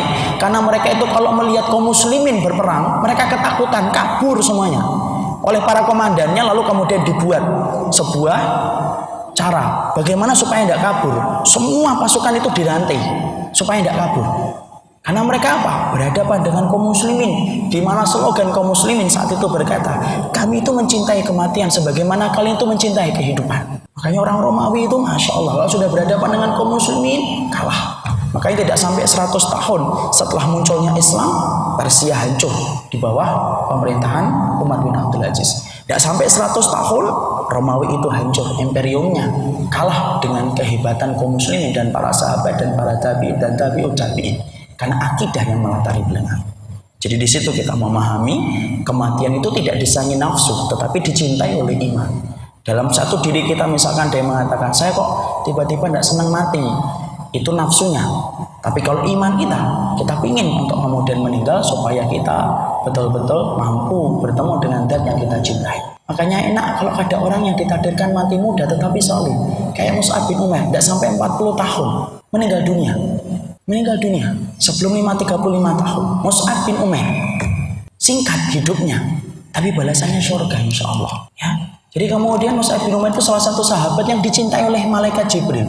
Sampai ketika Mus'ab bin Umair itu sudah meninggal dunia, para sahabat itu ramai berkata, ya Rasulullah, kami ketemu lagi dengan Mus'ab bin Umair. Lalu Nabi berkata, itu bukan Mus'ab bin Umair, itu malaikat Jibril. Karena malaikat Jibril itu kalau menyerupai, kalau diperintah untuk menjadi manusia, wajah yang dipinjam oleh malaikat Jibril itu wajahnya Mus'ab bin Umair, karena cintanya Jibril kepada Mus'ab bin Umair. Masya Allah ya. Kemudian kayak Sa'ad bin Mu'ad, meninggal muda 38 tahun, masuk Islam umur 30 tahun, kemudian meninggal 38 tahun, hanya 8 tahun saja masuk Islamnya. Tapi kemudian ketika meninggal dunia dikatakan oleh Nabi, kematiannya itu mengguncangkan arasy-Nya Allah ya. Jadi kematian itu pada dasarnya menyenangkan ketika kita memiliki iman, karena itulah sarana kita bertemu dengan Allah. Yang paling barokah itu adalah yang pendek umurnya, penuh amalnya, sampai kemudian dia tidak mendapati beban hidup yang panjang, tapi sudah mendapatkan rasa manis di dalam kematian. Itulah yang keenam ya. Kemudian yang berikutnya yang ketujuh, hakikat kematian yang ketujuh itu apa? Kematian itu bersifat infiradi, pribadi. Jadi kematian itu bersifat pribadi. Tidak ada yang kemudian mampu mewakilkan dan tidak ada yang mampu untuk menggantikan kematian. Tidak ada kematian yang menggantikan kematian fulan dan kematian fulan. Infirad, dia betul-betul pribadi, individualistis. Jadi kematian itu betul-betul sifatnya pribadi. Bahkan kalaupun kita didatangi oleh kematian, di samping orang yang mati kita tidak mampu untuk menolong orang yang ada di samping kita ketika meninggal dunia. Karena kematian itu kata para salafus salih, dia bersifat pribadi, dia tidak bisa diwakilkan, tidak bisa dihibahkan, tidak bisa untuk kemudian dimintakan untuk digantikan sama yang lain. Dan yang terakhir yang kedelapan, sifat kematian itu apa? Sifat kematian yang kedelapan adalah bagaimana kematian itu mempunyai perjalanan yang panjang. Jadi kematian itu mempunyai perjalanan yang panjang. Orang yang meninggal dunia dikatakan oleh Rasulullah SAW dalam hadis yang diriwayatkan oleh Barra bin Azib, "Idza kana al-mu'min fi inqita'i minad dunya nazala ilaihi malaikatun minal malaikah." Orang itu kalau sudah akan meninggal dunia, ada perjalanan panjang yang disampaikan Nabi mengungkapkan hakikat orang yang ketika meninggal dunia. Kalau dia itu adalah orang mukmin, datang kepadanya para malaikat. Kalau dia adalah orang yang mukmin, maka malaikat yang datang malaikat berwarna putih. Nazala ilaihim malaikatun minal malaikah ma'ahum kafanun min afanil jannah wa hanutun min hunutul miski. Maka para malaikat itu putih, berwarna putih dia, lalu kemudian membawa dua barang. Yang satu kain kafan dari surga, yang satu membawa minyak wangi dari surga. Fajalasu inda mudil basar. Maka kemudian para malaikat itu duduk sejauh mata orang yang akan meninggal dunia itu memandang. Makanya kalau kita lihat apabila diri kita atau melihat saudara kita meninggal dunia, perhatikan mata mereka itu seakan-akan melihat ke atas kosong. Itu bukan tatapan kosong. Dia melihat kumpulan malaikat yang tidak pernah dilihat seumur hidupnya. Karena apa? Kasyaf, batas antara dia dengan malaikat itu dicabut oleh Allah. Dia melihat itu. Malaikat itu membawa kain kafan dari surga dan minyak wangi dari surga. Makanya sering kalau kita mendapati orang yang sakaratul maut, kita bilang, "Pak, lihat kita Pak, Bu, lihat kita Bu." Dia nggak mau lihat. Bukan nggak mau lihat, dia melihat benda yang betul-betul, dia melihat makhluk yang belum pernah lihat dia lihat sebelumnya. Lalu kemudian ketika para malaikat-malaikat itu kemudian duduk sejauh mata memandang, lalu kemudian turunlah satu malaikat. Satu malaikat yang turun itu adalah satu malaikat yang disebut dengan malaikat maut. Malaikat maut. Ingat, malaikat mencabut nyawa itu dinamakan oleh dalam syariat itu malaikat maut, bukan malaikat Israel. Lalu kemudian malaikat maut itu kemudian duduk di atas kepala orang yang akan meninggal dunia. Lalu kemudian di atas kepala itu apa yang dikatakan oleh malaikat maut? Irji'i ila rabbiki radiyatan mardiyah. Pulanglah kamu kepada Rabbmu dalam keadaan kamu itu diridhoi oleh Allah. Maka dicabut itu ruhnya dari atas. Makanya pertama kali kalau kita lihat orang yang meninggal dunia, yang pertama kali dingin itu mana? Kakinya. Karena dicabutnya dari atas. Cabut lagi, cabut lagi, cabut lagi. Sampai kemudian yang paling terakhir itu adalah ruh dari kaki yang melewatin mata. Maka kemudian yang paling setia kepada ruh itu apa? Mata. Makanya Nabi menyebutkan dalam hadis riwayat Muslim, fa inna ruh idza qubida tabi'ahul basar. Ruh itu kalau sudah dicabut, yang ngikutin perjalanan ruh itu adalah mata. Makanya kita sering mendapati ada orang yang terbuka matanya ketika meninggal dunia. Itu bukan tanda su'ul khatimah. Masyarakat itu sering beli matanya terbelalak ketika meninggal dunia. Itu su'ul khatimah enggak. Utsman bin Maz'un itu salah satu sahabat Nabi yang terbuka matanya pula ketika beliau meninggal dunia. Artinya apa? Karena ruh itu yang setia mengikuti perjalanan ruh itu adalah mata. Kadang-kadang ada yang mata membuka, ada yang mata membuka sedikit. Seakan-akan lihat ke atas, itu melihat ruhnya dicabut. Perjalanan panjang setelah itu apa? Naik, lalu kemudian dibungkus dengan kain kafan. Lalu kemudian dikasih itu minyak wangi dari surga. Kecuali ada satu ruh yang tidak langsung dikafani, ada satu ruh yang tidak langsung dikasih pakaian atau dikasih minyak wangi. Ruhnya siapa? Ruhnya Hamdalah radhiyallahu anha. Hamdalah itu merupakan salah satu sahabat Nabi yang beliau itu berperang di jalan Allah, meninggal tetapi dalam keadaan junub. Dia belum sempat untuk kemudian mandi. Baru mencampuri istri, kemudian Rasulullah itu manggil-manggil, hayya 'alal jihad, ayo kita berperang. Lalu kemudian Hamdalah langsung bangun, kemudian langsung menghampiri Nabi dan para sahabat berperang. Dan ketika meninggal dunia, para sahabat kaget mendapati rambutnya Hamdalah itu basah. Basah sebagaimana orang yang sedang mandi. Lalu mereka berkata, ini kenapa ya Rasulullah? Tanya itu sama istrinya. Istrinya lalu berkata, dia sedang junub dan sempat untuk mandi. Para sahabat bingung lalu kemudian bertanya, ini gimana ya Rasulullah? Dia belum sempat untuk mandi ya Nabi, tapi dia sudah meninggal dunia. Padahal orang yang mati syahid itu tidak boleh dimandikan, karena mereka nanti akan dibangkitkan dalam keadaan membawa darahnya yang segar itu, tidak boleh dimandikan. Karena manusia itu nanti ketika dibangkitkan itu macam-macam. Ada yang dibangkitkan dalam keadaan tidak membawa daging. Siapa itu? Orang yang minta-minta ketika hidup di dunia. Ada yang dibangkitkan dalam keadaan kepalanya jadi kaki. Itu orang-orang kafir. Ada yang dibangkitkan dalam keadaan buta, meraba-raba. Orang yang turun kepadanya kitabullah dan sunnah tidak pernah belajar. Ada yang kemudian dibangkitkan dalam keadaan bertalbiyah langsung. Labaik Allahumma labaik. Orang yang kemudian mati dalam keadaan ihram dan haji. Ada orang yang mati dalam keadaan dia itu miring-miring, orang yang poligami tetapi tidak adil. Ada orang yang kemudian dibangkitkan oleh Allah dalam keadaan kain kafannya itu mengeluarkan bau yang sangat busuk dari nanah-nanah yang busuk. Siapa itu? Orang-orang yang miyahah, orang yang meratap ketika keluarganya meninggal dunia, menyesali takdir yang berlaku kepada keluarganya ketika meninggal dunia. Tapi ada orang yang meninggal itu dalam keadaan darahnya segar, ngalir, seger, sebagaimana dia baru bangun tidur. Itu orang yang mati syahid. Maka kemudian para sahabat nanya, loh ini gimana ini Hamdalah ya Rasulullah? Dia ini meninggal di peperangan tidak boleh dimandikan, tapi junub. Lalu kemudian Rasulullah SAW menunjuk ke atas langit dan berkata, loh apa kamu nggak ngerti? Hamdalah itu dimandikan oleh ribuan malaikat karena untuk menggantikan junubnya, Masya Allah. Makanya setelah itu gelarnya Hamdalah adalah ghusilul malaikah, satu-satunya orang yang dimandikan oleh Allah dengan para malaikat ketika dia kembali kepada Allah. Ya. Maka perjalanan manusia naik ke atas. Lalu kemudian dibungkus dengan kafan, dikasih minyak wangi dari surga. Lalu kemudian naik ke pintu yang pertama ditutup. Jadi kalau kita lihat ibu dan bapak, langit ini ada 7 tingkatan. Setiap pintu, setiap langit punya pintunya. Setiap langit itu punya pintunya. Fastaftahu lahul bab. Mereka itu minta supaya dibukakan pintu langit yang pertama. Dibuka. Malaikat-malaikat yang membawa itu meminta, ini dibukakan nih. Ruh ada yang kembali kepada Rabbnya. Maka seluruh penduduk langit langsung kemudian menyambutnya. Lalu mereka berkata, manir ruhu hadat tayyib. Ini siapa ini? Pemilik roh yang luar biasa ini siapa ini? Disebutkan namanya, disebutkan amal soleh yang dia pernah kerjakan. Tidak terdengar itu oleh manusia, tapi gemuruh itu di atas langit. Kemudian meminta yang kedua untuk dibukakan. Kemudian meminta yang ketiga dibukakan sampai mentok pada langit yang ketujuh. Pada langit yang ketujuh Allah tidak membukakan. Lalu kemudian Allah mengatakan kepada malaikat-malaikat yang membawa ruh orang itu, aiduhu ilal ardi. Kembalikan dia ke bumi. Di situ aku membangkitkan, di situ aku menciptakan, di situ aku akan membangkitkan kembali. Lalu kemudian ruh itu dibawa lagi kembali, menemui di dalam jasad. Makanya kemudian di dalam kubur itu kita melihat orang yang baru di dalam kubur itu baru bertemu dengan ruhnya. Jasad itu ketemu dengan ruh. Nah, datanglah Munkar dan Nakir. Ketika datang Munkar dan Nakir bertanya tentang 3. Man rabbuka wa ma nabiyuka wa ma dinu allati ursilta fika. Siapa Rabbmu? Siapa Rasulmu dan apa agama yang diutus kepadamu? Siapa yang mampu menjawab? Tidak siapapun kecuali orang yang dikuatkan oleh Allah. Rasulullah lalu membacakan ayat dalam surat Ibrahim, yusabbitullahu alladziina aamanu bil qauli tsabit fil hayatid dunya. Allah melakukan orang yang beriman dalam kehidupan mereka di dunia dan di akhirat. Allah yang gerakkan lisan. Orang yang Allah bantu di dengan imannya, Allah jawab. Allah bantu dia untuk menjawab. Rabbku adalah Allah, nabiku adalah Rasulullah Muhammad, dan agama yang diutus kepadaku adalah Rasulullah Muhammad. Yang menggerakkan siapa lisannya? Bukan kita, Allah. Ingat, kalau orang itu sudah meninggal dunia, dia tidak mendapatkan kebebasan sebagaimana kebebasan yang dia dapatkan ketika hidup. Itu kata-kata Imam Ibnu Katsir. Kalau kita hidup di dunia mendapatkan panas, kita mampu pergi untuk berlindung.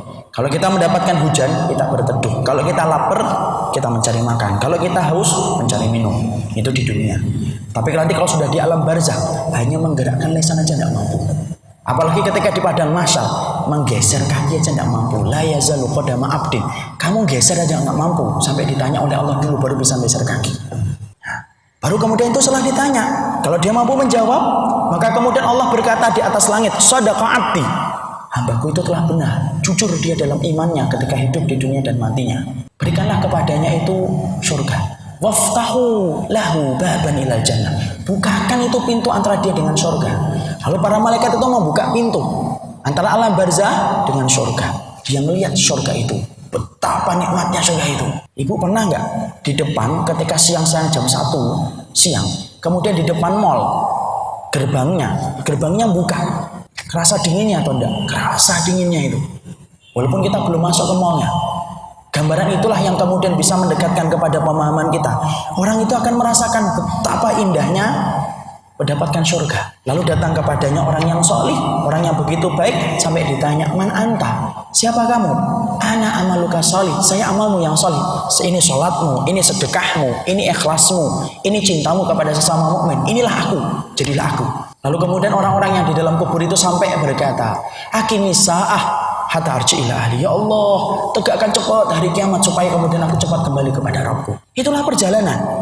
Itulah perjalanan yang tidak akan ditempuh oleh siapapun sampai kita meninggal dunia. Kalau kita memimpikan jadi Superman, tidak usah memimpikan hidup. Nanti jatahnya itu datang. Ketika kita meninggal dunia itu pasti kita akan terbang ke langit yang ketujuh. Lalu kemudian dibawa oleh para langit. Lalu kemudian dibawa lagi turun ke bawah. Kalau dia adalah orang yang bukan beriman, maka yang datang kepadanya adalah malaikat-malaikat berwarna hitam.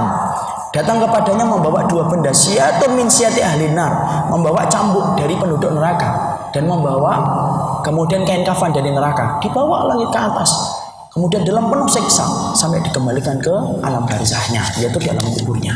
Maka para ulama mengatakan hakikat kematian itu adalah hakikat sebuah safar.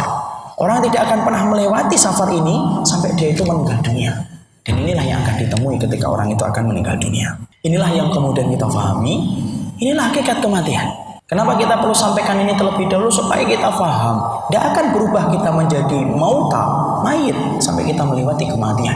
Dan kematian itu punya 8 hakikat yang ternyata dijelaskan secara rinci oleh Nabi dan dijelaskan oleh para ulama. Sekarang barulah kemudian kita ini membahas apa yang kemudian diinginkan, diangan-angankan oleh si mayit. Karena ternyata yang punya angan-angan itu bukan hanya orang yang hidup, tetapi orang yang mati pun mereka punya angan-angan. Jadi orang-orang yang mati pun mereka punya angan-angan. Perbedaannya angan-angan orang yang hidup dengan angan-angan orang yang mati beda. Angan-angan orang yang hidup adalah angan-angan yang bisa diwujudkan dengan tekad yang membaca. Tetapi angan-angan orang yang mati, sebesar apapun tidak akan pernah mampu. Nanti kita bicarakan salah satu angan-angan orang yang di dalam neraka itu apa? Pingin mati aja nggak dikasih oleh Allah. Karena tahukah kita bahwasanya ketika sudah tegak hari mahsyar, Allah itu panggil kematian. Sini kematian, datang kematian. Lalu Allah wujudkan kematian itu sebagaimana domba. Lalu kemudian kematian berubah menjadi domba, lalu kemudian Allah sembelih. Setelah itu tidak ada lagi kematian. Sampai orang-orang itu di dalam neraka, angan-angan mereka itu apa? Mati. Hanya pingin mati tok. Tapi itu pun nggak dapat. Sampai kemudian mereka berkata, kalaulah kami mendapat minta air tidak dapat, minta makan tidak dapat, sudahlah, pinginnya kami dimatikan. Tidak ada kematian untuk kalian, kata para malaikat. Kematian sudah tidak ada, hilang, disembelih oleh Allah. Ya, itulah bedanya angan-angan orang yang hidup dan angan-angan orang yang mati. Sekarang kemudian apa itu? Kemudian angan-angan orang yang meninggal dunia. Maka kemudian para ulama lalu menjelaskan angan-angan orang yang telah meninggal dunia. Yang pertama, yaitu adalah ketika orang baru meninggal dunia. Ya. Angan-angan orang itu, angan-angan si mayit itu dimulai ketika dia itu baru saja dinaikkan ke keranda. Jadi ketika seseorang itu baru dinaikkan ke keranda, maka sesungguhnya itu dia sudah punya angan-angan. Apa angan-angan orang yang berada di atas keranda itu? Angan-angan orang yang berada di atas keranda diceritakan oleh Nabi, idza wudi'atil janazatu fahtamalaha rijal ala a'naqihim. Kalaulah kemudian orang-orang yang kemudian telah meninggal dunia, lalu kemudian mereka diletakkan di atas keranda. Kalau kemudian dia adalah orang yang salih, maka kemudian orang-orang yang salih yang di atas keranda itu teriak, "Qaddimuni, ayo cepat, segerakan. Lama sekali nih jalannya. Ayo cepat, qaddimuni, qaddimuni. Cepatkan." Wa in kanat ghairu salihatin.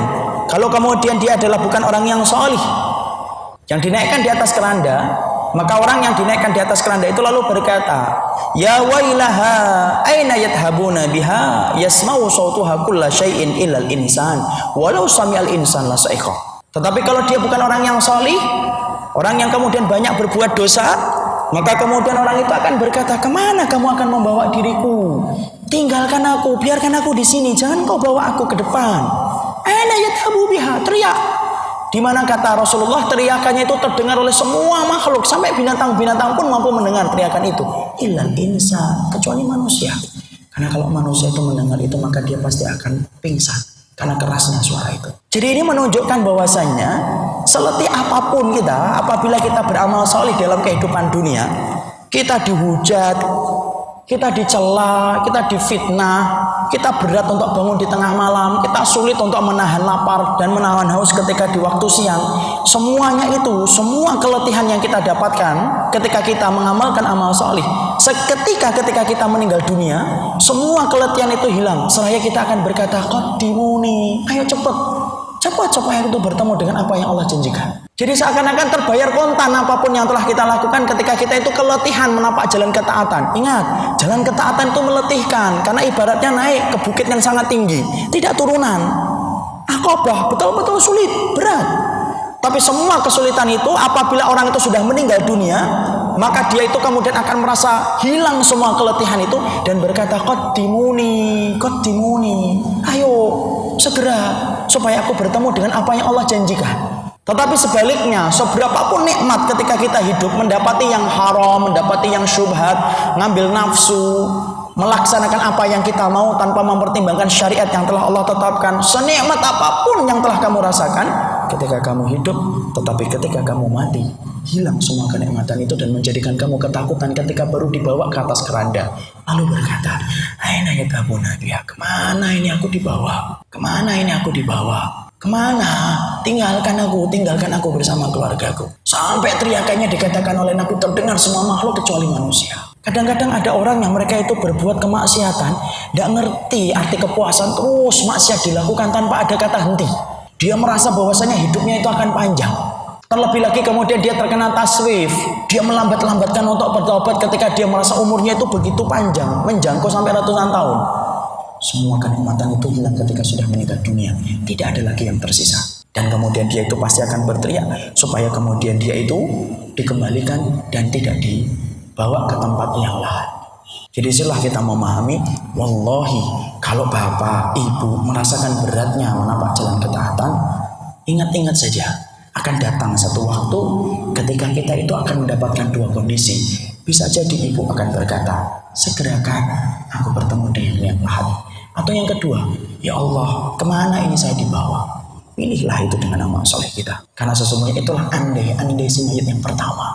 Kita tentunya ingin yang pertama. Tapi mendapatkan yang pertama harus dilewati dengan keletihan, dilewati dengan kesusahan.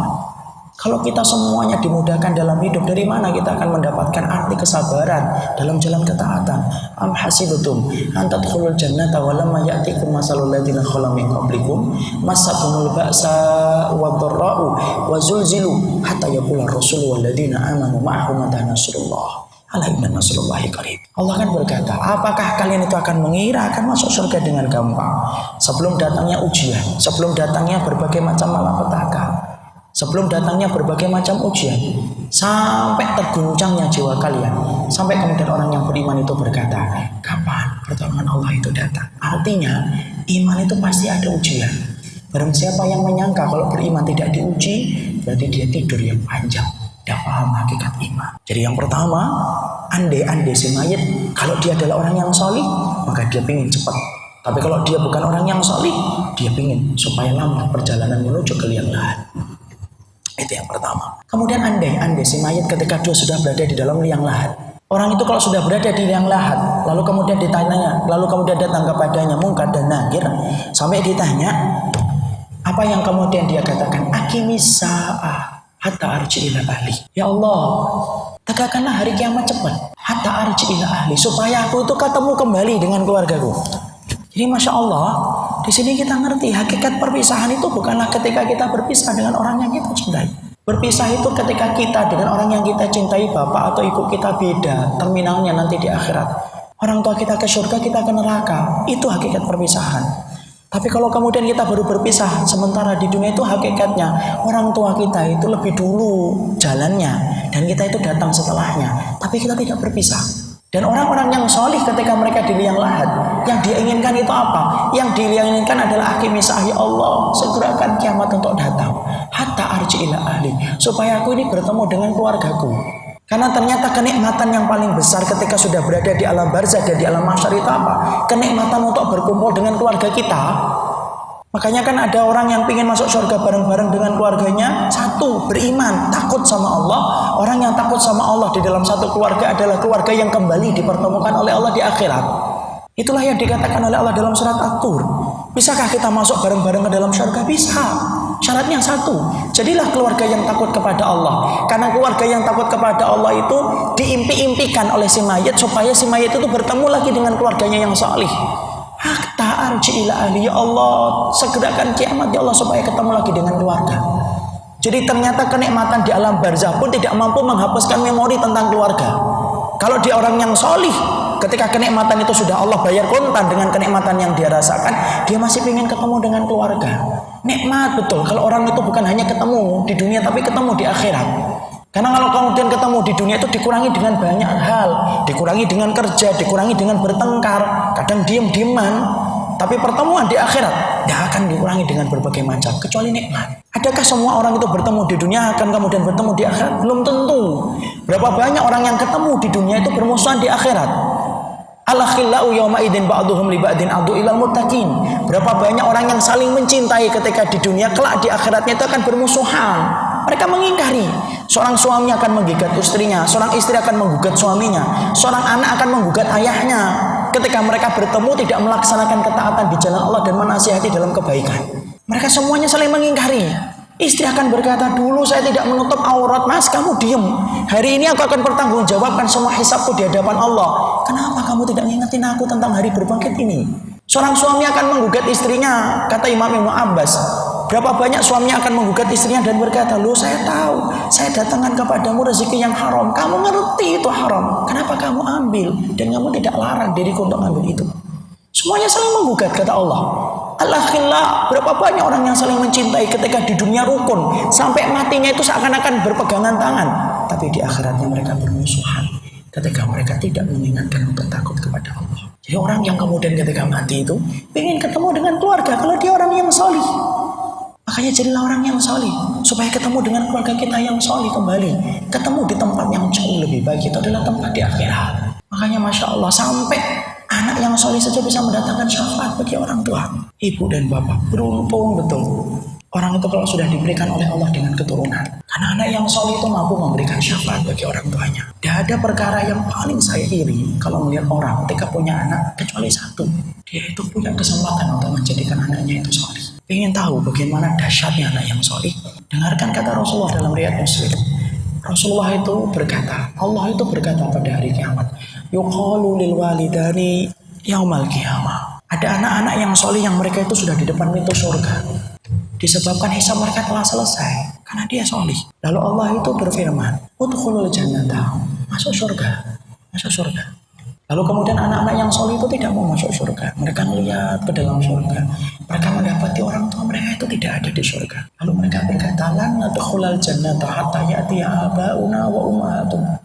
Ya Allah, kami tidak mau masuk surga karena kami belum mendapati orang tua kami itu di depan surga. Di situ kita melihat ada anak-anak yang terkadang lebih solih daripada orang tuanya, di mana hisabnya itu lebih cepat daripada orang tuanya. Lalu Allah menjawab, Nali arobum bantin. Ini orang tua kalian itu sedang dihisab. Udah masuk surga, nanti nyusul, ini lagi dihisab. Anak-anak yang solih itu berkata, lan nadkhulal jannata hatta ya'tiya abauna wa ummahatuna. Ya Allah, kami tidak mau masuk surga ya Allah sebelum kami ketemu dulu dengan orang tua kami. Sebelum kami itu ketemu dengan orang tua kami. Lalu kemudian akhirnya Allah itu kemudian meringankan hisab orang tuanya. Jadi di sini kita paham yang memberikan syafaat kepada kita, ibu dan bapak, bukan hanya Nabi, bukan hanya Quran, bukan hanya teman yang salih. Yang mampu menjadikan kita diberikan syafaat pula oleh Allah itu apa? Anak yang salih itu memberikan syafaat bagi orang tuanya. Allah ringankan hisab orang tuanya, Allah segerakan, Allah kemudian kumpulkan mereka dengan anak-anak mereka di depan pintu surga. Allah lalu berkata, inilah orang tua kalian, al-an, sekarang, udkhulul jannata, antum wa abaukum. Ini orang tua kalian, sekarang kalian masuk surga, bareng-bareng ini sama orang tua kalian. Ini orang tua kalian yang kalian minta-minta tadi loh. Ini sudah aku kumpulkan. Anak-anak yang soleh itu megang tangan orang tuanya, bareng-bareng masuk surga. Masya Allah, nikmat betul. Nikmat yang paling besar itu nikmat setelah surga dan bertemu Allah itu nikmat kumpul dengan keluarga. Dan ternyata pertemuan di akhirat itu pertemuan yang paling indah. Dan itu yang diangan-angankan oleh orang ketika meninggal dunia. Kalau dia soleh ingin cepat ketemu lagi dengan keluarganya. Jadi kalau kita misalkan punya rasa kangen yang besar kepada ibu kita yang telah meninggal, bapak kita yang telah meninggal, syaratnya satu, takutlah sama Allah. Allah akan menyampaikan hajat kita kepada apa yang kita inginkan untuk bertemu dengan keluarga kita. Sampai kemudian Allah menyebutkan dalam surat Tur 17-21, wa aqbala ba'duhum ala ba'di yatasaalun. Allah ketemukan itu keluarga-keluarga itu sampai kemudian mereka didekatkan oleh Allah, saling berhadapan-hadapan dan bertanya, gimana keadaan kita? Seakan-akan kematiannya sudah ratusan tahun itu hanya baru kemarin terjadi. Berapa banyak di antara kita pun yang sering meneteskan air mata ketika ingat ibu kita yang dulu. Kita belum mampu untuk membalas semua kebaikan ibu kita. Ketika kita baru memiliki kenikmatan sedikit, kita pengen berbagi, ibu kita sudah kembali kepada Rabb kita. Maka ada satu hari ketika Allah itu menjanjikan kepada kita, wa aqbala ba'duhum ala ba'di yatasaalun, yaitu adalah orang-orang yang mereka kami pertemukan di dalam surga. Kami jadikan mereka itu saling bertemu dan saling bertanya, gimana dulu ketika kita hidup, di mana ketika mati. Jadi itulah kemudian kenikmatan yang besar yang Allah berikan kepada setiap keluarga. Ya, ini kemudian yang berikutnya. Kemudian yang berikutnya, ya, di antara keinginan yang diinginkan oleh penduduk surga yaitu adalah mereka itu ingin untuk melaksanakan sholat. Orang yang mati itu ingin sekali dia itu merasakan nikmatnya sholat. Tapi kan sudah tidak ada sholat, semua syariat kan sudah selesai. Tahukah kita Bapak dan Ibu, syariat yang masih ada dalam kehidupan di akhirat itu cuma satu, syariat nikah. Adapun sholat, zikir, puasa sudah selesai. Kalau nikah masih ada, masih ada. Wanita-wanita yang mereka tidak menikah sampai mereka meninggal dunia itu nanti akan dinikahkan oleh Allah dengan penduduk surga. Wanita-wanita yang masuk surga yang mereka itu apabila suaminya itu masuk neraka kayak Asia, dinikahkan dengan laki-laki penduduk surga. Syekh Utsaimin dinikahkan dengan Rasulullah, kata beliau. Syariat yang masih berlaku dalam kehidupan akhirat itu cuma satu, syariat nikah. Sholat yang lainnya sudah tidak ada dan tidak mampu. Maka Rasulullah kemudian mengatakan dalam satu hadis yang sahih, orang-orang fasik ketika mereka berada di akhirat, tidak ada keinginan mereka ketika mereka sudah meninggal dunia kecuali mereka itu mengatakan, yaitu adalah keinginan mereka itu adalah keinginan yang paling mereka inginkan supaya mereka itu mampu sholat dulu pun cuma 2 rakaat. Padahal berapa banyak dari sholat 2 rakaat yang sering kita lalaikan. Ya. Sampai kemudian Rasulullah mengatakan, rakaatani ahabbu ila hada min baqiyatid dunyakum. Sesungguhnya 2 rakaat itu lebih disukai apapun dari apa yang tersisa dari dunia kalian. Sholat. Makanya kemudian perbaiki sholat-sholat sunnah kita, karena sholat-sholat sunnah itu menyempurnakan sholat wajib kita. Perbanyaklah sholat sunnah itu di rumah. Kenapa harus di rumah? Supaya memperbanyak daerah-daerah muka bumi yang kita injek di dalam ketaatan. Ingat, dunia itu nanti bersaksi di hadapan Allah atas apa yang kita kerjakan ketika di dunia. Yauma idzin tuhaddisu akhbaruha, akan datang satu hari ketika dunia itu menceritakan apa yang terjadi di atasnya. Sholat sunnah itu disunahkan di rumah. Kenapa? Supaya bumi-bumi yang kita pijak nanti bersaksi di hadapan Allah. Dulu saya diinjek olehnya untuk melaksanakan sholat. Dua, sholat itulah yang kemudian diinginkan oleh si mayit ketika dia telah meninggal dunia. Yang berikutnya adalah ingin untuk bersedekah. Maka keinginan mereka apabila mereka itu sudah meninggal dunia, tidak ada keinginan yang mereka inginkan kecuali adalah mereka ingin bersedekah. Laula akhartani ila ajalin qarib la asaddaq lakum minal khasirin. Allah kemudian mengatakan, sesungguhnya orang-orang munafik ketika mereka berada di akhirat tidak ada yang mereka inginkan kecuali adalah bersedekah. Sampai Allah ceritakan di dalam surat Al-Munafiqun, wa anfiqu mimma razaqnakum min qabli ayati ahadakumul maut fa yaqula rabbi laula akhartani ila ajalin qarib fa asaddaqa wa akum minas salihin. Orang-orang yang mereka itu di dalam kubur, mereka itu berkata, ya Allah, tambahkanlah kematianku sekejap saja supaya kemudian aku itu mampu untuk menyedekahkan semua hartaku dan menjadi orang yang saleh. Sedekah, karena mereka melihat betapa besarnya keutamaan sedekah. Jadi sedekah itu bukan untuk mendapatkan ganti di dunia, enggak. Fungsinya sedekah itu untuk memadamkan api neraka. Dan sedekah itu merupakan perkara yang paling disenangi oleh si mayit. Bahkan kalaupun mereka mampu untuk meminta, mereka ingin sekali supaya mereka hidup kembali dan menginfakkan semua harta mereka. Allah alam bisawab. Inilah yang kita sampaikan. Terima kasih banyak. Masih ada sekitar 8 lagi permohonan orang yang meninggal dunia, tapi qadarallahu ma yasha, waktunya yang tidak mencukupi. Walaupun kita bahas baru 3, tapi tidak apa-apa, insyaallah nanti kita lanjutkan dalam kajian-kajian kita berikutnya, Mas, kalau masih dipertemukan kembali oleh Allah Subhanahu wa taala. Kita akan jawab pertanyaan. Malaikat itu mendatangi kita 3 kali dalam sehari. 3 kali waktu itu kapan saja? Maka itu tidak dijelaskan di dalam hadis. Apakah itu siang, pagi, dan sore? Allah tidak menceritakan itu. Hasan al-Basri pun tidak menyampaikan itu. Tapi yang jelas Hasan al-Basri mengatakan sesungguhnya si mayat itu sesungguhnya orang yang hidup itu didatangi oleh kematian 3 kali dalam sehari. Jadi dia didatangi oleh kematian itu 3 kali dalam sehari. Cuma kepastian waktunya tidak dijelaskan.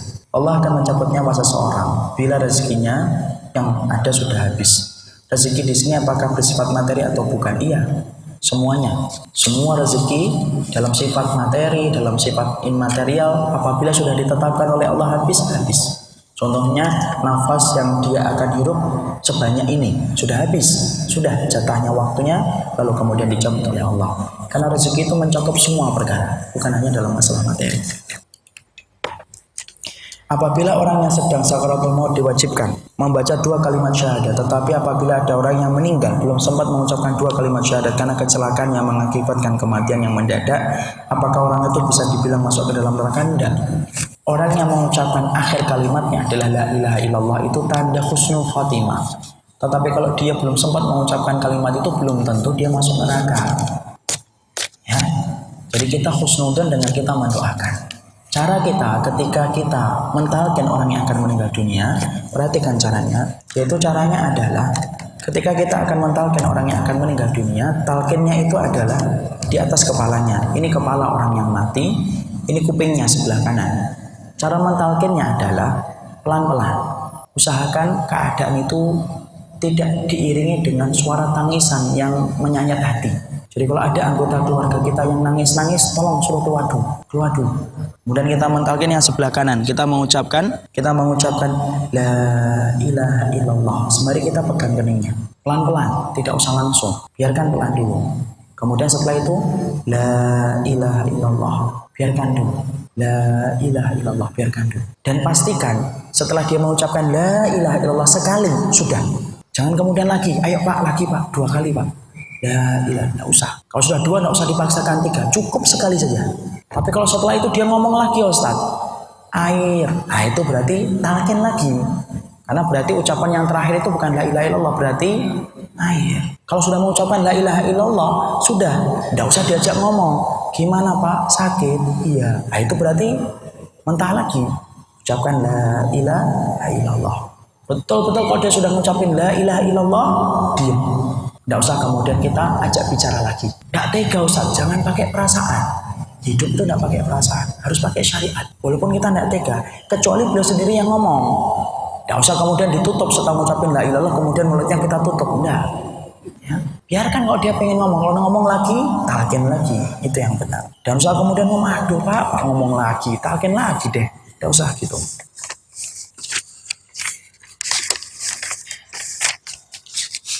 Setiap orang itu akan mengakhiri hidupnya sesuai dengan amal perbuatannya. Ya. Jika ada orang yang meninggal pada hari Jumat, dikatakan semoga dia husnul khotimah. Bagaimana seseorang yang meninggal di hari lain?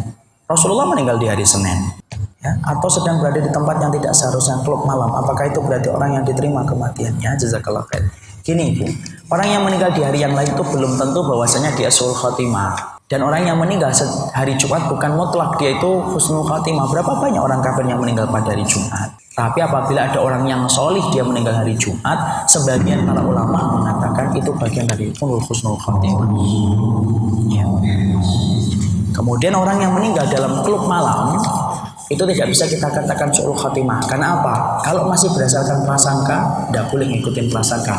Sampai betul-betul kita tahu dia mati dalam keadaan minum khamr. Dan ingat, tidak ada orang yang diwafatkan dalam keadaan minum khamr, berzina dan lain sebagainya kecuali satu, kata Ibnu Umar. Dia telah membiasakan itu sampai Allah biarkan dia mati dengan dosa itu. Waliyatubillah.